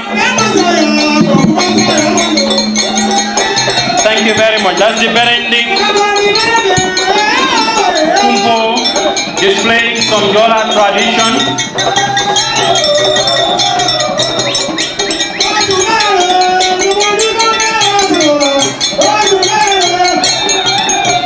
Omar Jallo and team, thank you very much for that performance. Berending Kumpo, Allah Baraka Bake, thank you very much. Thank you very much. Allah Baraka. Allah Baraka, thank you very much. Thank you, and thank you so much. Allah Baraka Bake, thank you very much. Thank you very much. Please give them a round of applause, please. That is the Berending Kumpo. We equally witnessed the performance of the Fula Jubo group and also the Jamba Kankurang. Thank you all to all the groups that have performed today. Next on the itinerary, we have other important activities, and I will just want to run through the program itinerary for the benefit of everyone. We will be having a speech to be delivered by Dr. Rodi Cole of the GAP Consultants, followed by a 2-minute 30-second video on environmentally friendly healthcare waste management in the Gambia. This will be followed by remarks by Mr. Axel van Trotsenbok, Managing Director of World Bank, followed by remarks by Dr. Ahmad Lamin Samate, Minister of Health, to be followed by another music interlude. Then we will have the grand remark by His Excellency, the President of the Republic of the Gambia and Commander-in-Chief of the Gambia Armed Forces, Mr. Adama Barrow.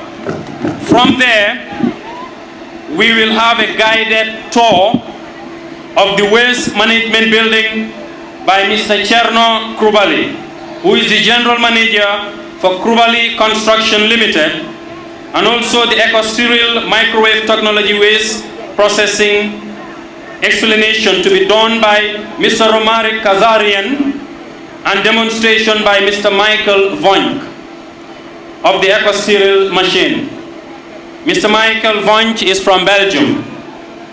From the guided tour, we will have His Excellency the President of the Republic, Mr. Adama Barrow, and the World Bank delegation, including the media, to move to the site of the ongoing construction site on my right of a National Emergency Treatment Center, which is a nearby facility, and work is in progress.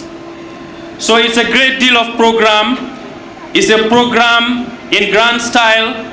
From the Ecosterile launching, we move to the National Emergency Treatment Center for His Excellency and delegation to visit. It is an ongoing work already, so His Excellency, the World Bank and delegation will have a chance to look at work in progress.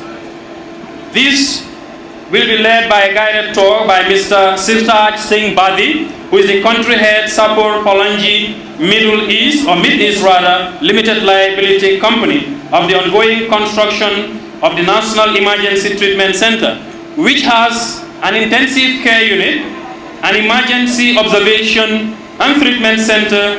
It has the National Public Health Laboratory and Training Center.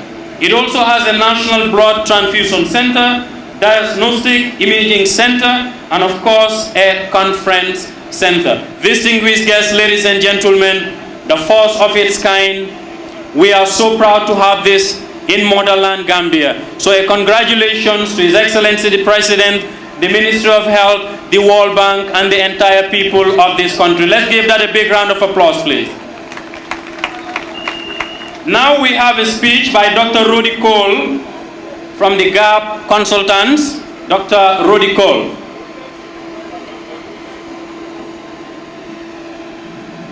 Please give Doctor a round of applause.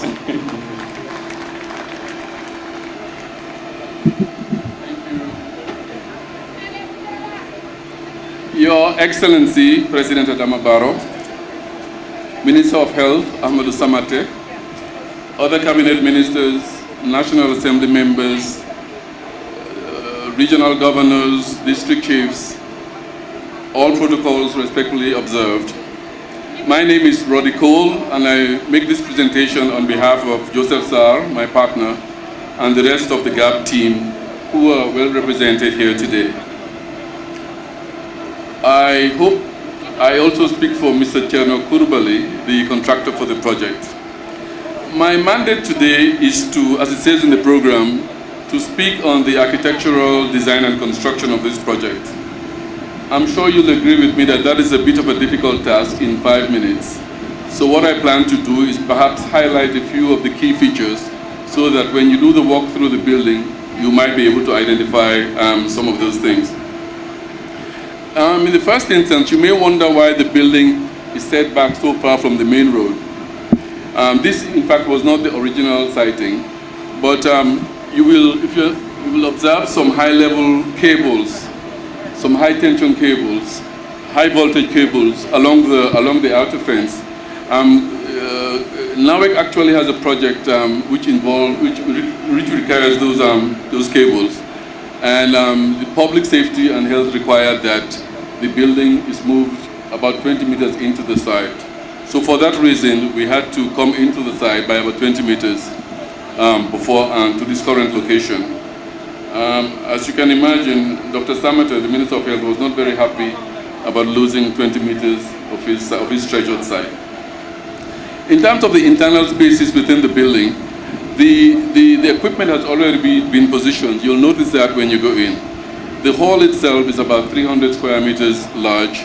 It has ample space around the equipment to allow movement of waste in the wheelie bins, and also for maintenance, repairs, and that sort of thing. So there is ample space to contain all of those activities. On the floor, you'll notice that there are some floor gullies for drainage, so that when the equipment is washed down, as it frequently has to be, it's easy for the water to be evacuated. In addition to the main hall, there's a cold room. When clinical wastes are brought to the site, and for one reason or the other, they're not able to be processed the same day, they'll be put into the cold room. The low temperature it is hoped will slow down decomposition of the waste until such time as it is able to be treated. With regard to services for the building, it is connected to the NAWEC electrical grid through what they call a maximum demand meter. That supply is backed up with both a generator and a solar system. Water also is connected to the NAWEC national grid, and it is also backed up by a 5 cubic meter water tank and a water transfer pump. All of those backup systems are housed in the generator house, which is right next to us, the small building right next to us. Now to the issue of thermal design. You will observe that the building has a little bit of a strange shape. The central spine of the roof is raised. We call that a lantern roof. And the purpose is to force ventilation through the building. So in addition to the windows we have on both sides of the building for cross ventilation, we have upward ventilation through the lantern roof. And if you remember your physics, you'll know that hot air rises. So the hot air will go up and be evacuated through the lantern roof, whereas the air at the lower level will be a lot more cooler. The landscaping, you will observe, is quite extensive. One purpose is to make it attractive, but it also has a functional purpose, in the sense that the surface at the back of the building, you will see that it is concrete paving slabs. That gets very hot when the sun shines on it, so it hits the air, and the air gets warmer and it rises. On the other side of the building, we have landscape with Bahama and plants and that sort of thing. Because that is always wet, it cools the air, and the cool air sinks. So because on the one side you have cool air sinking and hot air rising on the other side, there's a through draft through the building of relatively cool air. All of these thermal features I've mentioned are to ensure that the internal environment is comfortable for working in without necessarily resorting to air conditioning. We know that the whole world is getting very sensitive to environmental issues, and certainly the design and construction sector has not been left behind. I think with those 4 or 5 points, I will stop there, but through the walkthrough, if there's any questions that come up, certainly myself and the contractor, Mr. Kurbali, will be available to answer them. Let me therefore end by registering a sincere gratitude and appreciation. First to the Minister of Health, to Minister Samate, PS Jaite. PS Damfa is not there anymore, but we definitely appreciated his inputs. Appreciation also to the PCU, Ma'am Abdullah Mamjai, and his 5 very efficient ladies. If there's one thing I've learned in the past 2 years, is that the secret to have a very effective organization that performs at a high level will be to hire women instead of men. So thank you to the PCU.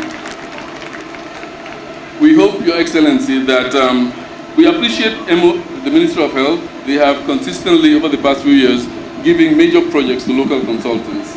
And I'm hoping that other institutions, other national institutions will follow their shining lead. Must register also very special appreciation for Dr. Sam Lante Mills. Don't tell him this, but behind his back, we call him a slave driver. My family all know when I get a call at 3 in the morning, 4 in the morning, it's Dr. Sam calling on Washington time. Dr. Mills, without your dedication and foresight, we definitely would not have come this far. So I thank you for your energy, and I think Gambia thanks you as well.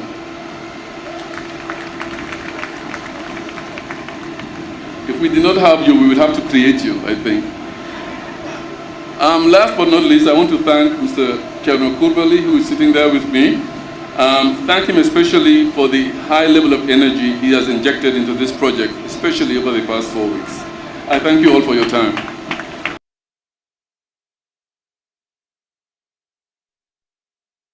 And I'm sure you will have more explanation to do when His Excellency and delegation moves into the site for a visit.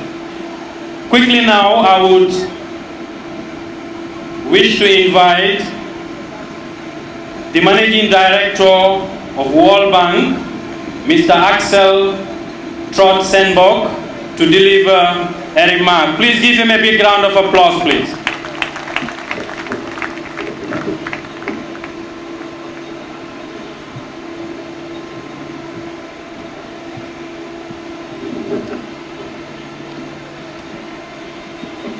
His Excellency, Mr. Adama Barrow, President of the Republic of the Gambia, Dr. Amadou Lamine Samed, Minister of Health, Mr. Ousmane Boyang, Governor of West Coast Region, Cabinet Minister, Secretary General, Chief of Staff members of the Diplomatic and Consular Corps, National Assembly members, representatives of the UN system, distinguished ladies and gentlemen, this is my very first visit to the Gambia, and I have to say that I, as well as my team members, have been enormously impressed by your warm hospitality, and I really would like to thank you for your warm reception, and I can leave with great impression your country. I also have to say that we, the world community, has gone through a terribly difficult time over the last 2 years because of COVID-19. This has caused a lot of grief to the entire world community, but also caused economic hardships, and the Gambia was not an exception. However, it was also important to deal effectively with these health challenges, and the World Bank has stepped up with its support since the beginning of COVID-19 to support all our member countries to deal with this challenge. This included, in the case of the Gambia, a $30 million operation that provided support in the initial stages of the crisis, but is also providing $5 million for this clinical waste treatment center that will be inaugurated today. It is very important that we together think not only of the crisis management that is required in this pandemic period, but equally it's important to think ahead in how we can strengthen the health system in general. And here we have worked closely with the Minister of Health and his team to prepare an $80 million operation that precisely is focusing on a sustained improvement of the health system. So together we have made an investment of $110 million, and we hope that this can contribute to the improvement of the health system, because the final test is that all the people will have access to a good health system and get the treatment they deserve. And we, as a World Bank, are committed to work with you, not only today, tomorrow, but in the long term. We see ourselves as a long-term partner of the Gambia. We have been partners since 55 years. This July we are celebrating the 55th anniversary of the relationship between the World Bank and the Gambia, and I hope that we do another 50 years with productivity, with health, and we look very much forward to working closely with the health authorities in the implementation of this important project. It is important that we do this together with our friends of the WHO, of the UN system and other regional bodies, so that indeed we can see a significant improvement in the health system, and what we all hope, that we can finally beat COVID-19. Thank you very much.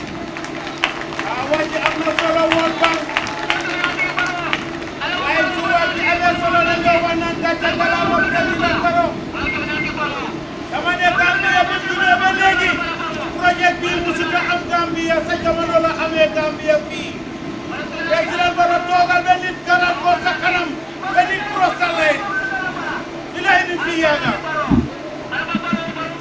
Thank you very much, Managing Director of the World Bank. Indeed, Gambia is so happy to have you as development partners.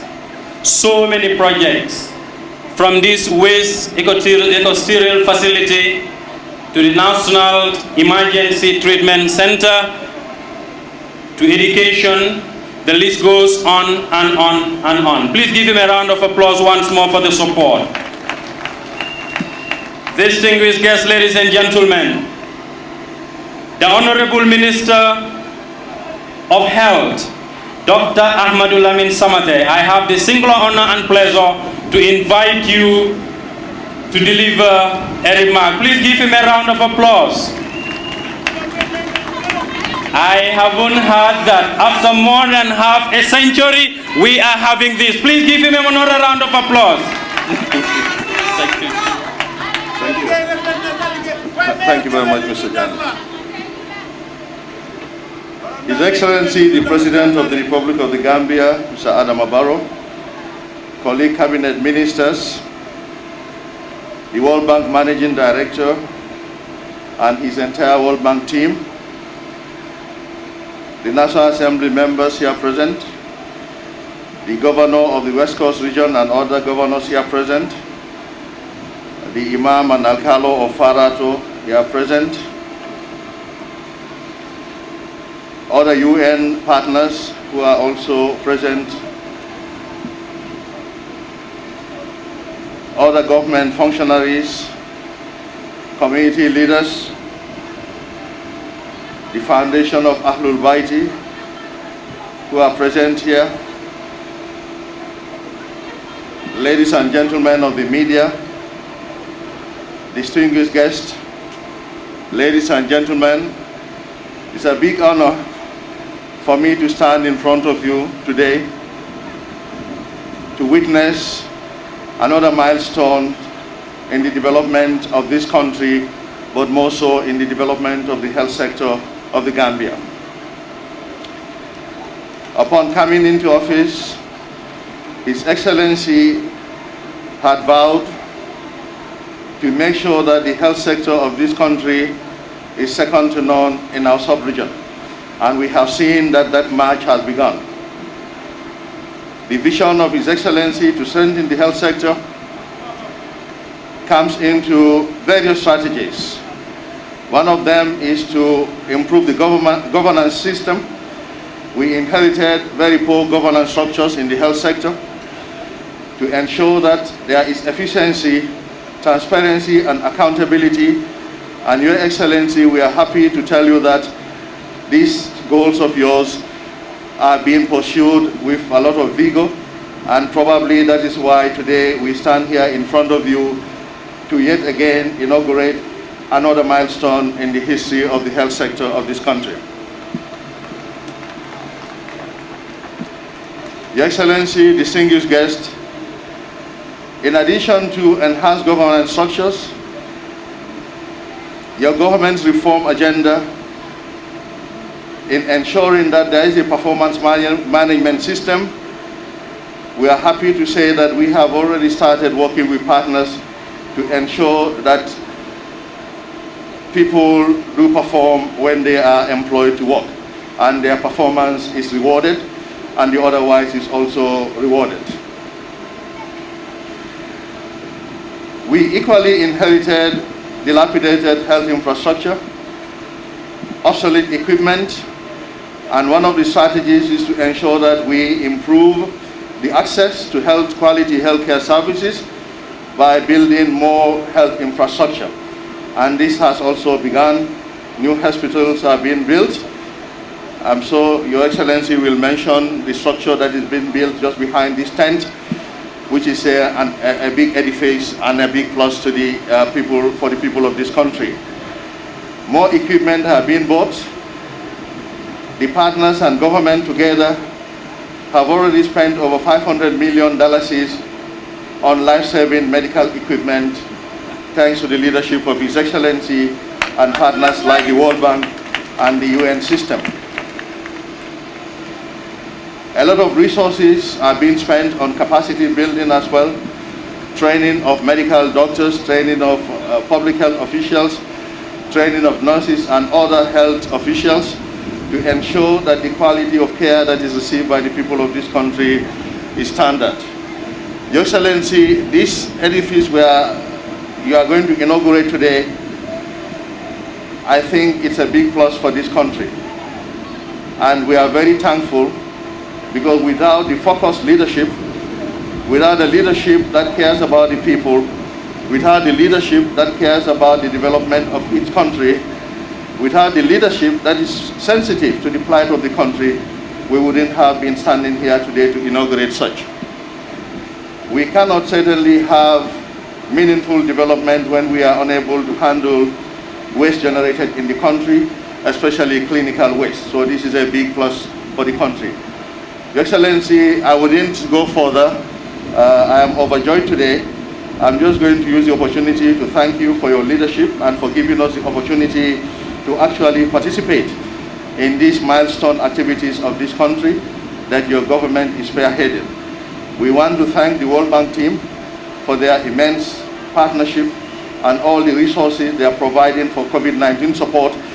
And as a government, as a ministry, we are using the COVID-19 resources to strengthen the health sector. This is part of those resources. We are happy to let you know.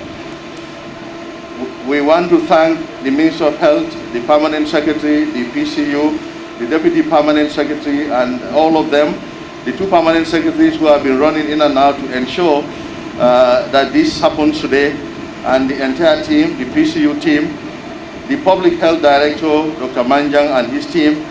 All of them contributed immensely to the success of this. But Dr. Sam Mills has been a good friend of our country, of the Minister of Health. Sam, I think you'll permit me to say what happened 2 days ago, 3 days ago here. Sam came under a very hot sun, and unfortunately he got dehydrated and collapsed here whilst he was ensuring that actually everything is ready for today. We thank you very much.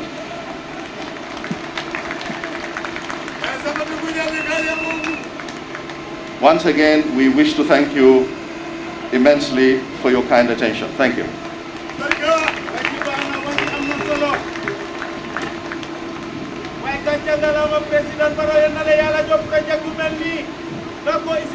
Thank you very much. And congratulations, Dr. Ahmad Lamin Samate. It happened during the time of His Excellency President Adama Barrow. It happened during your time as Minister of Health. So a big congratulations to all of you. Please give them a big round of applause, please. Before His Excellency comes, we would want to play a 2.5-minute video of environmentally friendly healthcare waste management in the Gambia. Distinguished guests, ladies and gentlemen, from there we will have next remarks by His Excellency the President, Mr. Adama Barrow. It's now time to play a 2-minute 30-second video on environmentally friendly healthcare waste management in the Gambia on the screen. Thank you.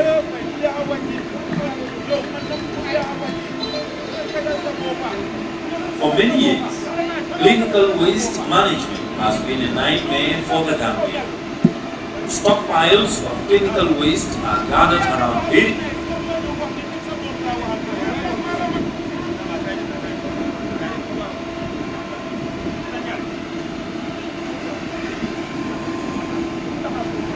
Can we have the video, please? For many years, clinical waste management has been a nightmare.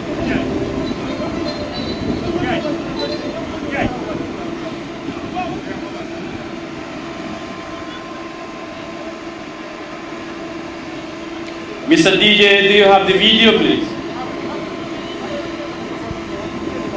Good.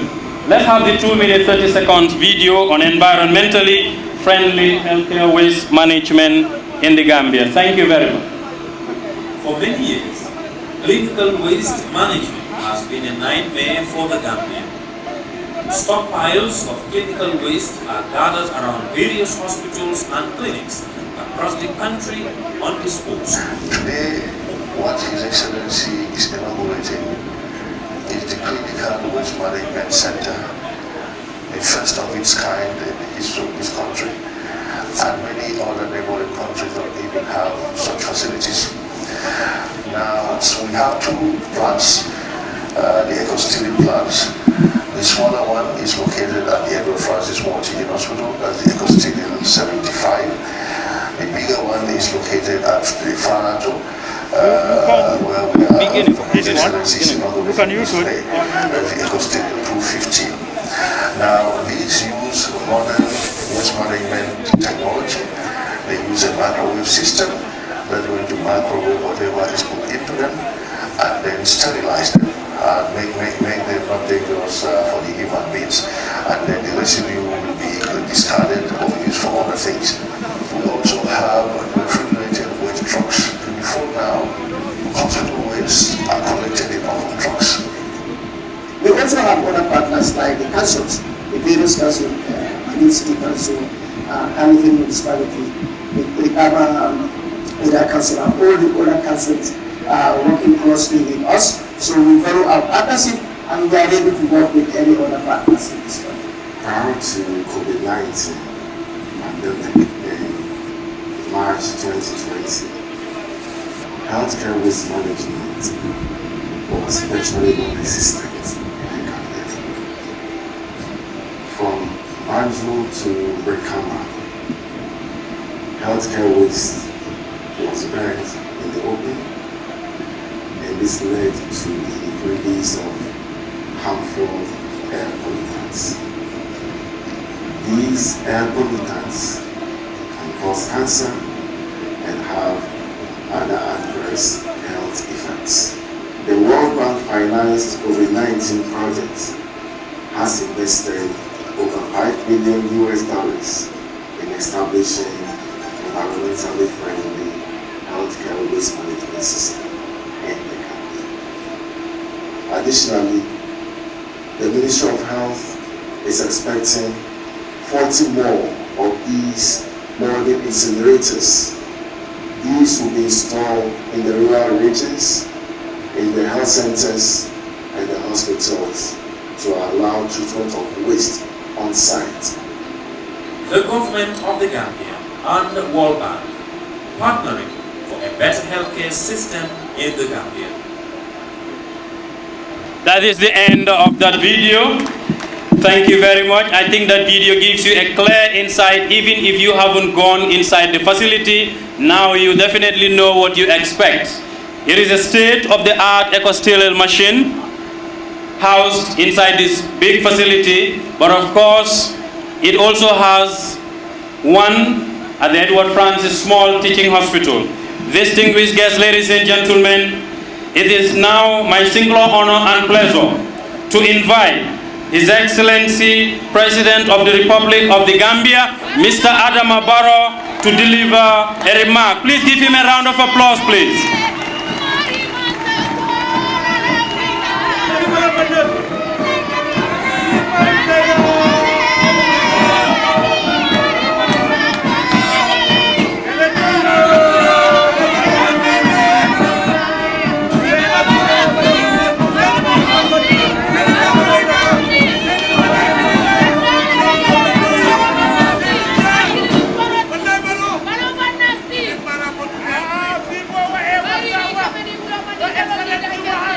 Honorable Minister of Health, Cabinet Ministers present, Chief of Staff, members of the Diplomatic and Consular Corps, Chairman National Assembly Select Committee for Health and other National Assembly members present, the World Bank Managing Director and the World Bank Regional and Country Team members present. Head of UN agencies, senior government officials and service chiefs, Governor West Coast Region, district chiefs, Al-Kalolu, the Al-Kalo Imam and community of Farato, media representatives, distinguished ladies and gentlemen. I am delighted to be with you on this historic occasion to inaugurate the Gambia first clinical waste treatment center.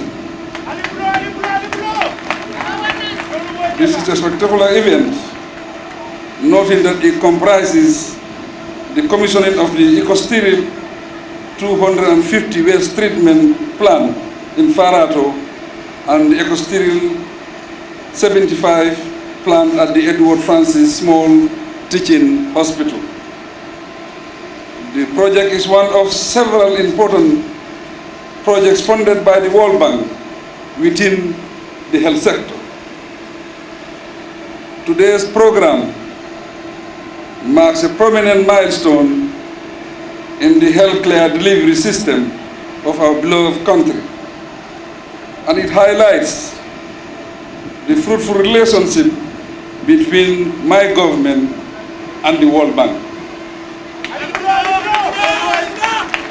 Distinguished ladies and gentlemen, medical waste is harmful material produced by hospitals, health centers, clinics, laboratories, and other health facilities, and must be properly treated and discarded to avoid contamination.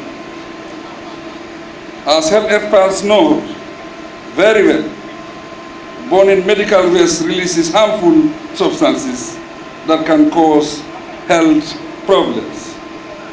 Dumping it in open dump sites, as people do, may result in the contamination of water bodies. The introduction of modern waste treatment methods is therefore one of the most important strategies for infection prevention and control. This is made possible by using steam sterilization and microwave technology, both of which are safe and environmentally friendly. Waste management is a big challenge for most countries, and it is a bigger challenge when it gets to managing medical waste. Poor infrastructure and insufficient waste management capacity make matters worse for many countries. Against this background, my government resolved to transform the health sector by modernizing the sector's infrastructure, providing standard equipment, and building human capacity. It is essential to have a solution to the worrying issue of medical waste. This would contribute sufficiently to reducing infection among health workers and the community at large. Distinguished guests, ladies and gentlemen, the EcoSteril waste treatment plant we are commissioning today are equipped with some of the most modern items of waste treatment equipment in the world. Hence, we can all feel proud of this achievement. Because using commercial trucks to transport medical waste equally poses a lot of risk to the public. I am happy to state that we will commission alongside the plans 3 modern refrigerated waste trucks to transport medical waste from all health facilities, public and private, to the waste treatment center for processing. To ensure that no part of the country is left out, we have already inaugurated huge incinerators in each of the 7 health regions of the country. All these are in line with our national development plan. Ladies and gentlemen, last year, we gathered here to lay the foundation stone of a 104-bed National Emergency Treatment Center, which is an other World Bank funded project with counterpart funding from government. The construction works of that project are progressing with satisfaction as the first phase of an all-inclusive modern teaching hospital to accommodate 1,500 beds. We thank the World Bank most sincerely for its invaluable support to the health sector, as evidenced by the Gambia Essential Health Services Strengthening Project and the COVID-19 intervention support, to cite additional examples. All this demonstrates the World Bank's confidence in my governance development agenda, and efforts towards achieving acceptable quality of life for all Gambian citizens in an atmosphere of transparency, accountability, and efficiency.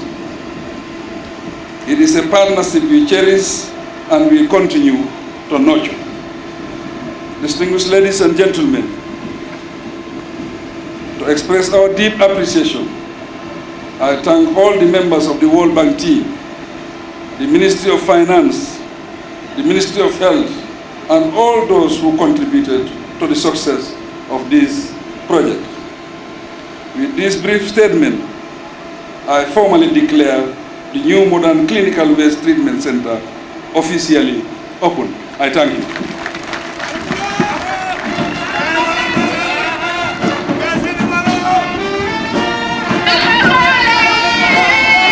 Your Excellency, thank you so much for this historic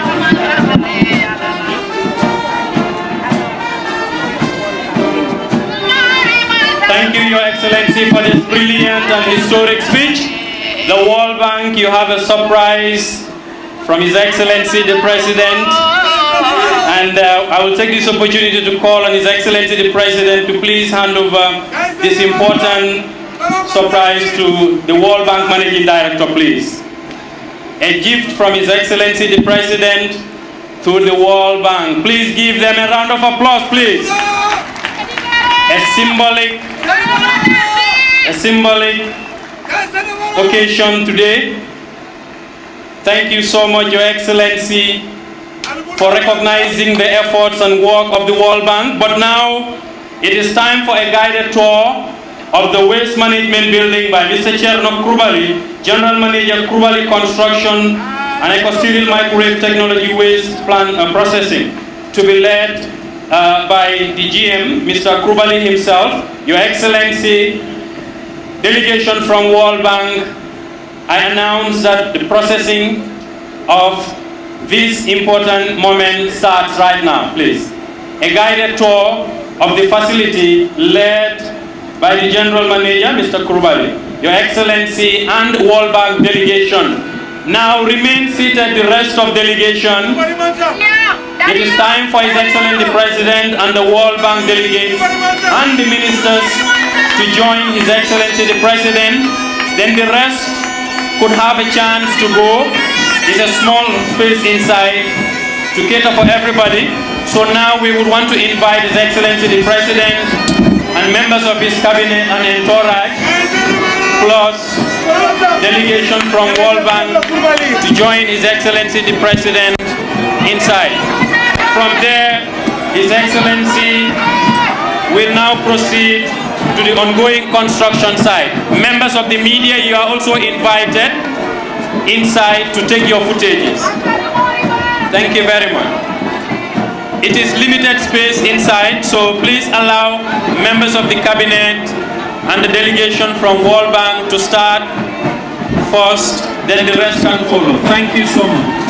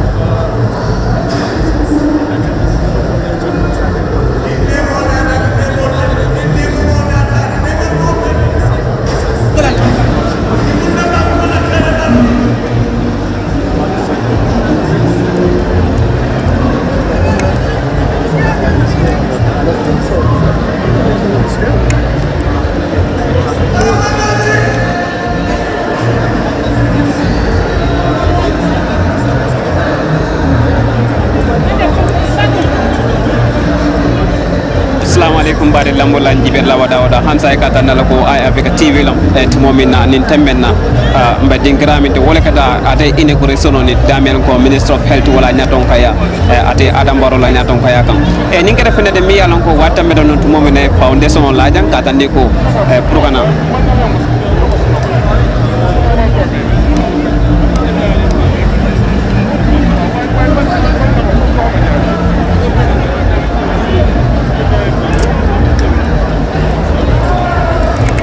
Assalamualaikum warahmatullahi wabarakatuh. Jiberla wa dawda ngal konton alto nal konton di ma hansa en kata dalla ko alke la moy jibi damina anal ka damin jibe jiber bumbani wala kada ay afrika tv di mangamol be konton ba programme pula nga kuma bismillahirrahmanirrahim balen ba kum fa kan time mo na sainte nim kum mun safono ko nim programme ko da fende de mi an ko kum mada bakale to mo na minister of health wala ba nyato kaya kan onda the leadership of the President of the Republic of Gambia, Mr. Adama Barrow. Wato mina yenin ko mutaka initiate wala ko foundation of mi yalan ko avec la fenêtre mi yalan ko fengol mi yanko e katam tano do mulke mdeke fay e fay dula ko kolya ba ka bari nata masungol do ko masungol mi yalan ko e bungol way e wota mo nata kana foundation wala akam dabbi wodo ko nyane ka dami wala fengol mi yanko be fay la pour que mu dakke da ko wala ke transform ke ko de mi yalan ko wala ngamoto la be do kela e wala ka fenêtre dami yalan ko nin temmen na wo inauguration wal bakeri kumada bakal to moment minister of health ngaji la diamda ay min be fo ani world bank la kada ko e min ken kul kono president fana dal ado kuma ken wala mata ke ten do ke jayi pour ka je ko minister of health ya ku kan no min ke ani world bank fana mun fa ba min ke pour ke bulo ka fu molla pour ka je ko gambe lafta minna nim fana la akata abudum an sa nga fa ko liro sa nan tongola ne la jibe ten temena sa minister natale minister bi yanne mi yalon ko director bi jana ne so mo be permanent secretary fond dol fond nata dana ani mo jama ba mo kende jama le nata jam pour kana kama be we gofonol nata dana mi yalon ko wala gofono to west coast ani mi yalon ko keda deputy mayor KMC wala be nata anu KMC fana ina tandi ko del ba hamen ko min dola nin ko kayin so ya bar west coast wala nin blaso abudun ko min wala nin ko kata ni ko fe mo fe yalon ko ayanta findila la ba findi kanne tenku anin kayro kan anin kata wol mi yalon ko man sakunda tarambulol fongo de mi ko daga minke mba make sure ko ngaji ko man sakunda fe promise almost we want it to deliver 80% afuda nyawa nyama wenda finta nyambal tumando bawo ngalon ko man sakunda la wado wati man kada ko la fana kan del kibatala pour gaji ko fe yalo ko kam mas e kam mol promise ala wala e kam do bal promise ala mba make sure nga ko findina anyama nan sa ngata ko ay africa tv alwol dibe kam nin tembe na la dibe wala nin ko president dare mbumba ko nim mbumba mi yalo ko masin bo wolto ate masin ni wala kata da mi yalo ko masin min bije wala masin mi yalo ko atana kay fengol mota pour ka fengol be mota ke be do ko mi fengol mi yalo ko kana fay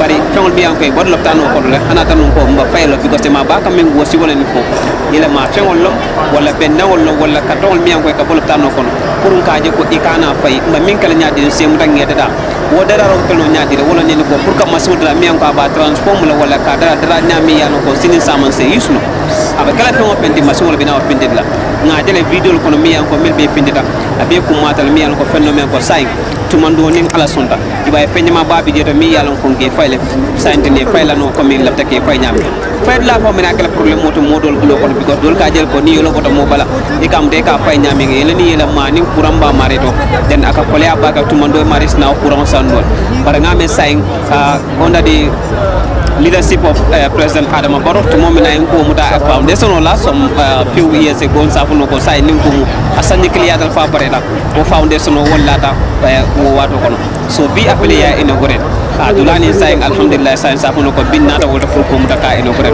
an kumu fengo fenti je de mimbi je wala ne ko ngake kayro kono na kum fa kayro the product will be evacuated so we be seeing the product that will be evacuated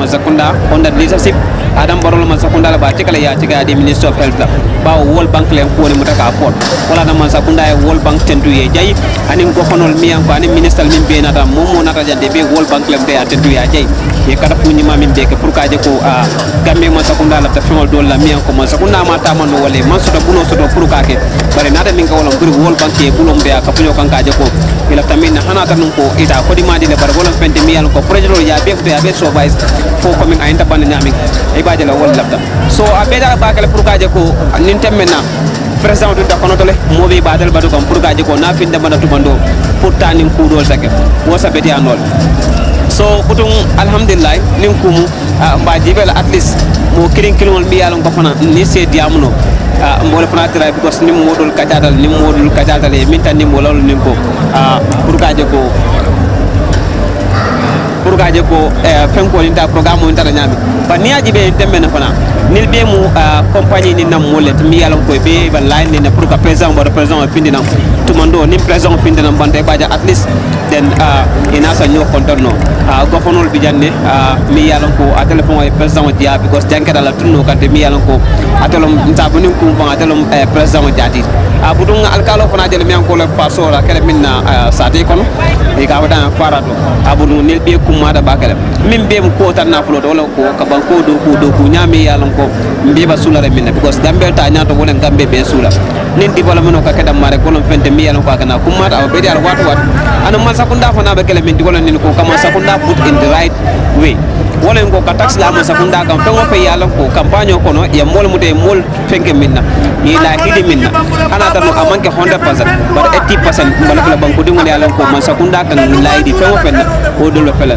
budun tima ba mili yalon ko wala ka ke moldi mi ko ke mira wala ka jero ke fanna do le ka tan ko man sakunda aka fengo fempo fe ba kala foy ta kala nim fengol bo le ko no mi yalon ko ni fengo fem promise na right lom do la right lom wonne taka kala pour ka je ko kama sakunda londa kan kono go kunun alkan ne fonne so bi mba mek solo ngana so nin kuma at this moment right now tan president fa sai nin tan men abina kan tan yemi de ya no mal mi yan ko mi da timo bi jeto mi yalan ko be ba tray kam pour ka je ko ka president escort nam pour ay findi nam banta abudum ay africa tv lam nin tan men sa tan kale ajale alkalul fana bi janne anin almamul millial gol be nata nanne pour ka je ko kanani la dami yalon ko wala kada ning eno ko resolinte dami ko kada west coast le ate farat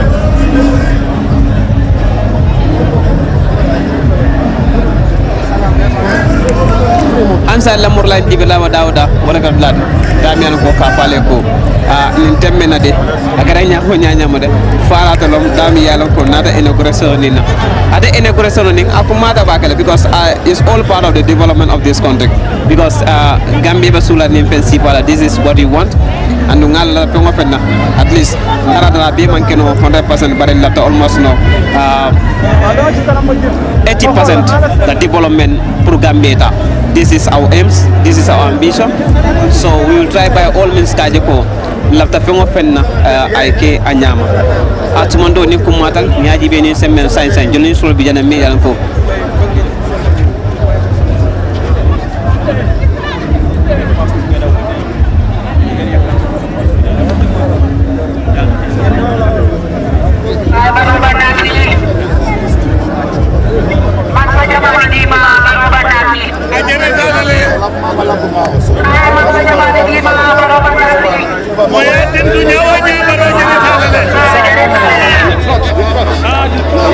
That is Dr. Samati and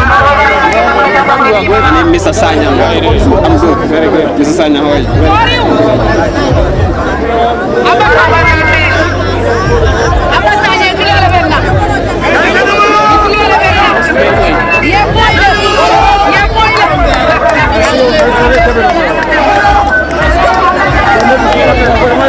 Akamte ko Minister Jamal Abidjan, even the Minister of Finance at this moment, the Minister of Finance for Abidjan.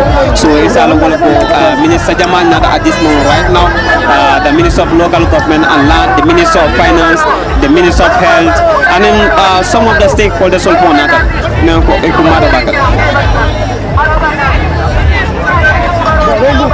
So wale kumada mi anko at this moment right now safono ko puje malle be kering bari sainte nin ko mun safono ko abandal pareng sa un programme mo tembeda mi doton ding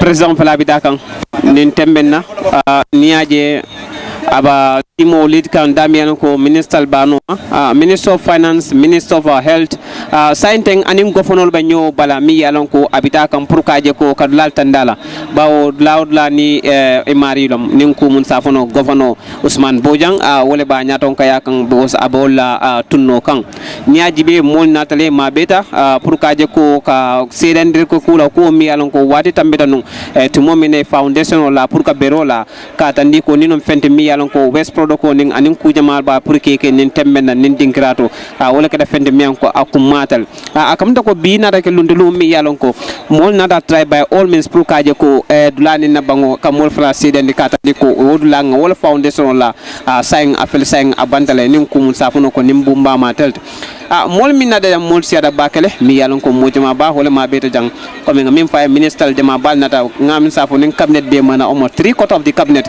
wo be nata dan pour kanana because ni nek defente mako Republic of the Gambia Ministry of Health and yamin do ku janto wala ka defente mi ko akum matal pour kaje ko fengol min ka bumol bala wala miliyalon konke use loptano la fannala isaje tumando ikana fay nyamane la bari sa ke fente mi yalon ko sinin sama isa dadano walla ise keno fendoti mi yalon ko asamol nafa ni mo fenede mi anko akumada bakale because mobe kala fmine wala ko e development o toto ya falling nyaso falling nyami yalon ko abakumala wati ay ke falling nyabe toti akamta ko bi nenne kada kuti programme o to mi yalon ko natanan jang pour kaje ko nga mabe nga sedia ay ke fem fanade mi yalon ko sinin sama fana munafani fana kana fonda malkom butum e kamim folo nindi ko World Bank leng afon World Bank wala kada blade damian ko dunia be bank ni ko World Bank dunia be la bank ni woli fonku maka fengol mi yalon ko nata nan ya muta ya cika ya di Gambia masakundala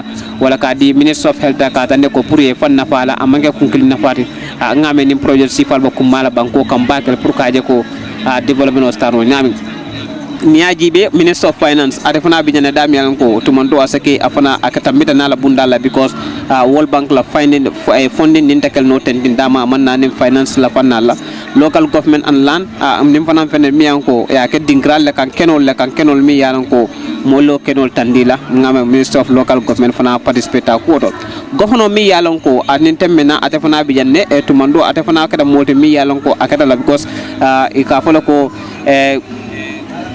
itinano sateto iman alikalo konton ikoy bakela kol simbelo to atakel no barin safuno wolon ko mi yalon ko to mondo apela west coast wolle natake nin dula jatiti jama baya ko mira non katandi ko abe kala nyaadi le to mondo nim projet do dol master italaban na bari wolon nindi ko wolon katandalla ko masakunda nabe nyaton kayala yemin no man sakunda wolon ko kam sakunda ka tax la man sakunda ka ngam ko master foisa alabang ko sinon fente mi an koy ko matal baraka de ma o man ka fente mi bar minister anin ala normalan kol anin ku kota wal milan koy marta walla atelum fana ba sul kono alba dinkralto alminka kala hajo to wolon nindi ko katandi ko miliyalon ko ku master bankol na fulo ka dum fengo fende pour kaje ko na ku master ay labang nin temme na president baro be sawa konton dira musolle konton kam miliyalon ko nin compagnie fankono Kurubal construction company nin be bolto miliyalon ko nin temme na be info modum ifele e be konton diro ke kan nin president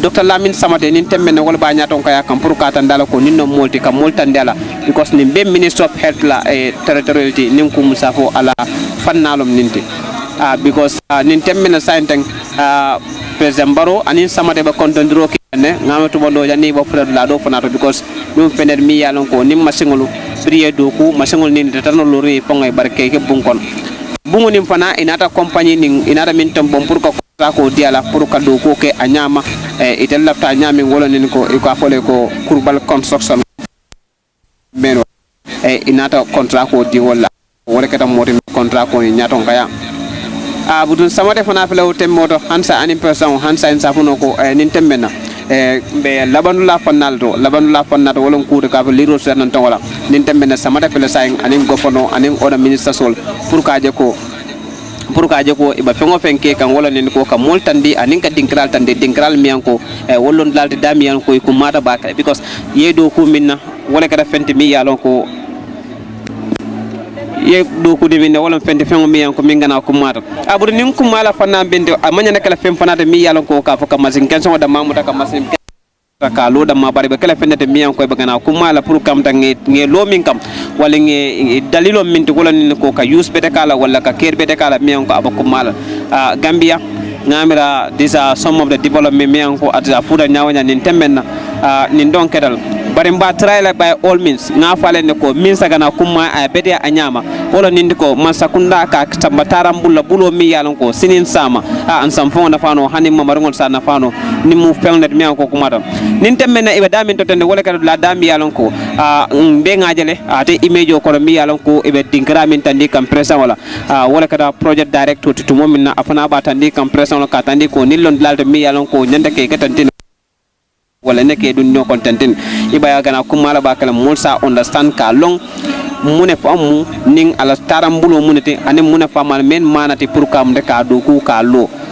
fengo feng ni la don kiralo momo ni la do ku lalam akam to ko nin temmenna abata ndi kam presa wala anin gofono anin minister of health mi anko kala Mr. Hamadou Lamine Samatati pour ka tandila ko dinkral be tentine nin anin nilam a foto wol kon nun katandi ko jata kende ala fanna fana tumando nin ala sonta e ba la lollo la mi an ka bakala laran wala te pour kalon ko laran wuli wulo pour ke mre ke lo ay ke loptan wala fanna te o fanal be fo kan nun janne par butung tumando ni o projet do fana bandam ba mek ngana wala fana fo ibanta nyaadi de ani kere nyaanya den hansa en katandal ko albel lemro ni jibero ke kandam fanna men wala kada ay Africa TVT anin al hawa bundal be kon ka bonna satellite kada fon YouTube channel wala Facebook ani Instagram wol kada anin la ko tangol dambi yalon ko nka fintanan al kada ni nako ay Africa sa nin temmenna be dingramin to wala kada dingrate dami yalon ko na new channel system o wala mo nga install saing nalbatara wotol fo fo because wala dingra dami ko akadam fon tati asan jibe no 24/7 kibaro ka bedene ka senendi ka findindi nyala nyama pour ka findindi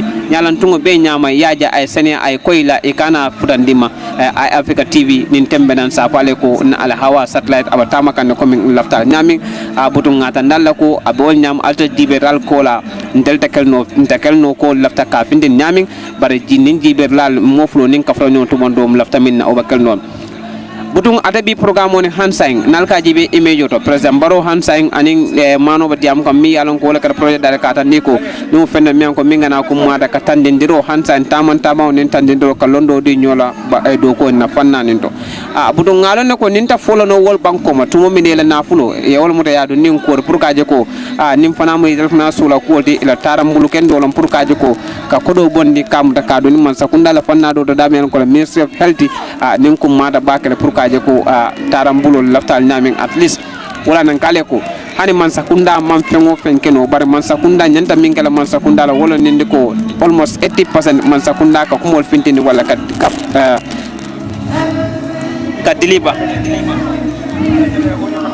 deliver almost no 80% man sakunda enta ka deliver abudu niaji be media house o jamal nara jando media house jamal nara jam wolbe nada pour ka findini ka sedera ka ko wala ko mi yal ko wala kana ko mata safuno wala bad governor wala afana jia president bi attack ni projet woni kada west coast le kamuda ka be hansa en albaji be kan emejo la fanala dami yalon ko abed tati kan han bi ngamela tumando nilmud la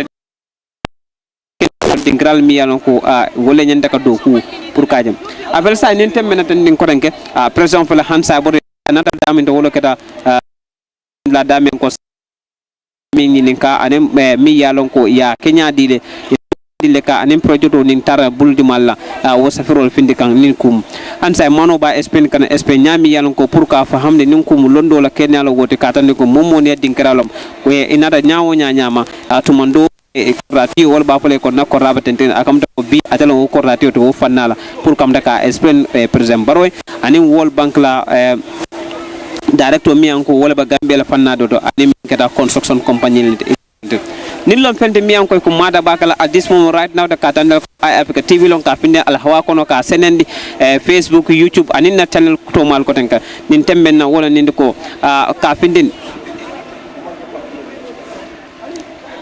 akumada bakala beta pour kaje ko fengo fe yalon ko bala fringala ngaje ko ino at this moment right now tan man sakunda la tarambulol ngaje ko development of fengo fe mbakering ay africa findindi kan ka findindi ka betandi comme lafta nyami atumando mansakunda la bulollom ila taram bulollom anila kenyallom bar mim gana kumada wala nende ko ngamuta nga findindi fengo fe yalon ko comme ala hawa kono anyenta ka sada nyamin mbabe sadla wonyam ate pesambaro atendende woto sang apela dun ta kono ko tanke e dami yalon ko an han sang kibar talal banu makata ndiko fenno mi yalon ko fengo fe nyanda findila amanya na kala ko fenti mi yalon ko abakela ko la ko moti bara aba findila ko min lafta ka finti nyam fana nin temmena ifrad la do frad la mi yalon ko wo fana ke akada la balti damen ko loro ke do fana to loro fana nyaaji be fata fenno mi an ko abakum mal andum muna fengol na fa fengol le batara woto wonna fa fengol wonna fengol to mi yalon ko hansa foundation lata no jande akam de ko bilon kam de ke inaugurate coming lafte nam nin ko mun safuno hansa liro su yanan tongola ba liro su yanan tongola le to mo mena hansa president woni gofono ba nyonoma yayi ba kerim pour kad latandi kad lodani kad nyotandi katandi ndiro ko kula mi yalon ko fenna mi yalon ko nin temmenna safuno ko fentije de baraka fintindi coming expect nyaming andum mansakunda ninnon kuoti kuol mi yalon ko do bal lafta kayne je do bal lafta kayne moy do bal lafta kayne bankola development o na develop ta manke kuma develop mo kilne bara develop mo bele wala kana kumara ba ka fengo bede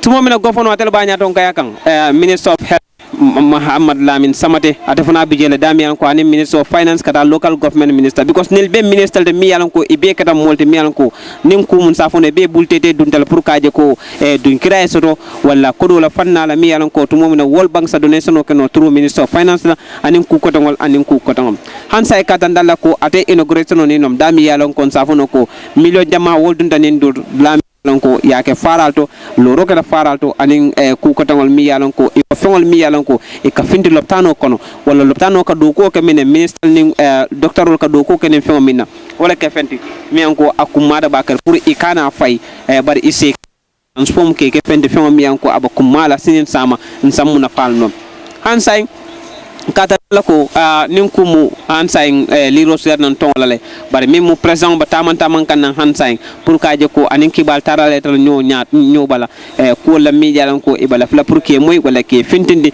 comme laftal nyami nin tembena nga fay ay africa tembeda wato wati ipata pour ka fintindi anyama dam marek ay africa ka mek solo ko e fengol fintindi comme laftal nyami because ni mo fennati mi yalan ko man saka fengo fen dundi wala man saka fengo fen ke anyama ay africa ba mek solo comme nga fintindi comme lafta nyami nin tembenna nim masingo mi yalon ko lota jeno Krubal Construction Company wala ya nyaton ko ya to momin ne contrat ko nin atele ata bira contrat ko nin ta aya muna farming ke wala nin ko kado ko ke do ko mi yalon ko anim man sakunda contrat ko min sign anata o do ko ke aka pareta bira pareta na sen minister of health la wala na president ko ka tanda ko ngabunyani hormo tandila dinkra mi yalon ko mbala fla min ngamin do ko say akam ta bantal nin tembenna nsafuno kan bantal fereng bar president wa taman kanne anin akafunyolu anin akukenyolu anin minister anala permanent secretary anala cameramanol anala kibar talal pour kaje ko non fende mianko akumata ka be findin ko mi be bala fereng nyam nimu fenete mi yalanko nim man sakunda fengo simfata na bedata media household ba folal ba nama bedia fana media household ba folal bar fengo fe yalanko nata non ko mi akara man sakunda fenati pour ka kodo findini sako World Bank nada kodo mimuta ya buda ya bondi e fengo la poso kono kaje ko pour ka gambe man sakunda amda ka sembentiya e mana fu mun kuma dile bari ya bondi min ka molo nindi ko ka findini ning tarambula bulo mi yalon ko sinin sama asambe na fano ni west product mi yalon ko eco west product nindingra mi yalon ko wala kata west product center mi yalon ko safono ko west management center atekere fenete west management ni ko west management fengol mi yalon ko nge use le fom pareta pour que mu takere recycle ko tanke wala ke dada ke fente fengol mi yalon ko asake tumondo ni masun kana min fon dara fang asake fente mi yalon ko nteman ni lamina do ma ni lamina asake abe dada la wol nyama pour que mu take fintini tumondo ni jama fang siara jang asake tumondo ibajal fenjama babi jang ita fayla mbekel nyam wala mu doke recycle ko tanke wala ke transform ko tanke to another things mi yalon ko sinin sama nsam na fala so o ko mata bakala mi yalon ko man sakunda babulu na fengo fenkoto ababulu na fengo fenkoto wala na fulu na fengo fenkoto ibajala bakala fende men ka bakunna kumala aw beti ala bakala banko nyaro tati tanko anin kairo alkay mbu min fana je fana ma no projet da mi yalon ko iba lokana hansande wal karadol mambang nil beba ni manage ni bebe ni department ol fanna la dami an ko le kada Ministry of Health wala kada Clinical West Treatment Center ti budu ni mu fenet mi an ko ni ko treatment center wala fenno do coming kam da ibada dalal bang wolle ba do kutande wala ka koto mamuta ka ke kutamati bang abe ko mala pour kam da ka do kulam ay betia ko mi mol lafta nyam ansa en katandala ko kibar talal ba no malde ani management wol mi yalan ko ministre li be ba no mal pour ka président pour ka mu ka tandala ko ni mu fenet mi an ko ala kumaya amanke mo kunkilina koti bari banko bela na falo ninti nintemmenna mba falale ko alni ay Africa TV lam pour kibaro la fanna la ka findindi ansa en kundum nimba kerne pour ka je ko ka dantero ka president wa kol mi yalon ko itara nyamin ani kada nyaade ani president fana sala sula kol fonole sula kol mi ko atala fa damina million ko me understand fana wol be sakata no jela gofono ya jia gofono an salin gofono tamon tamola nsafuno salin kumu ko bantana ne fereng wolon fente mi yalan ko katandi ko ate kibar talal hansain inim president banyo no made e kadu ko kele e ka katale mobe ya katale mobe ya ten nyo tentu nyo jayi bar hansain ay Africa TV ntel ben fongo tentu ben fongo jayi la tumando do ko la fannalom bari ninki bartola tumal be be ka do ko kele pour kaje ko ka kibaro finde ni ko mi lafta nyami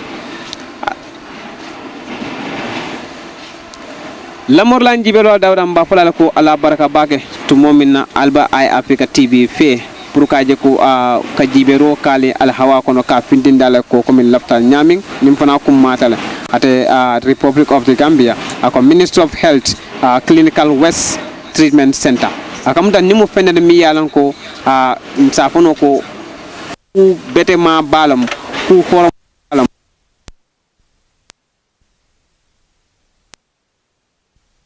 ka do ko nyam abutum nimu fenata mi yanko butun sa fale ko akara nyaawo nyama wato fele bandana na fereng timomina president fele sainte nin tembenna afana bina takan sain afana bina takan sain pour kaje ko kamurum because another damin na fanna la another minna jibero minna o jibero nun kol wol be fintata e be senata e nyama comme lafta nyami ay Africa TV mbale alhawa kon satellite la fannar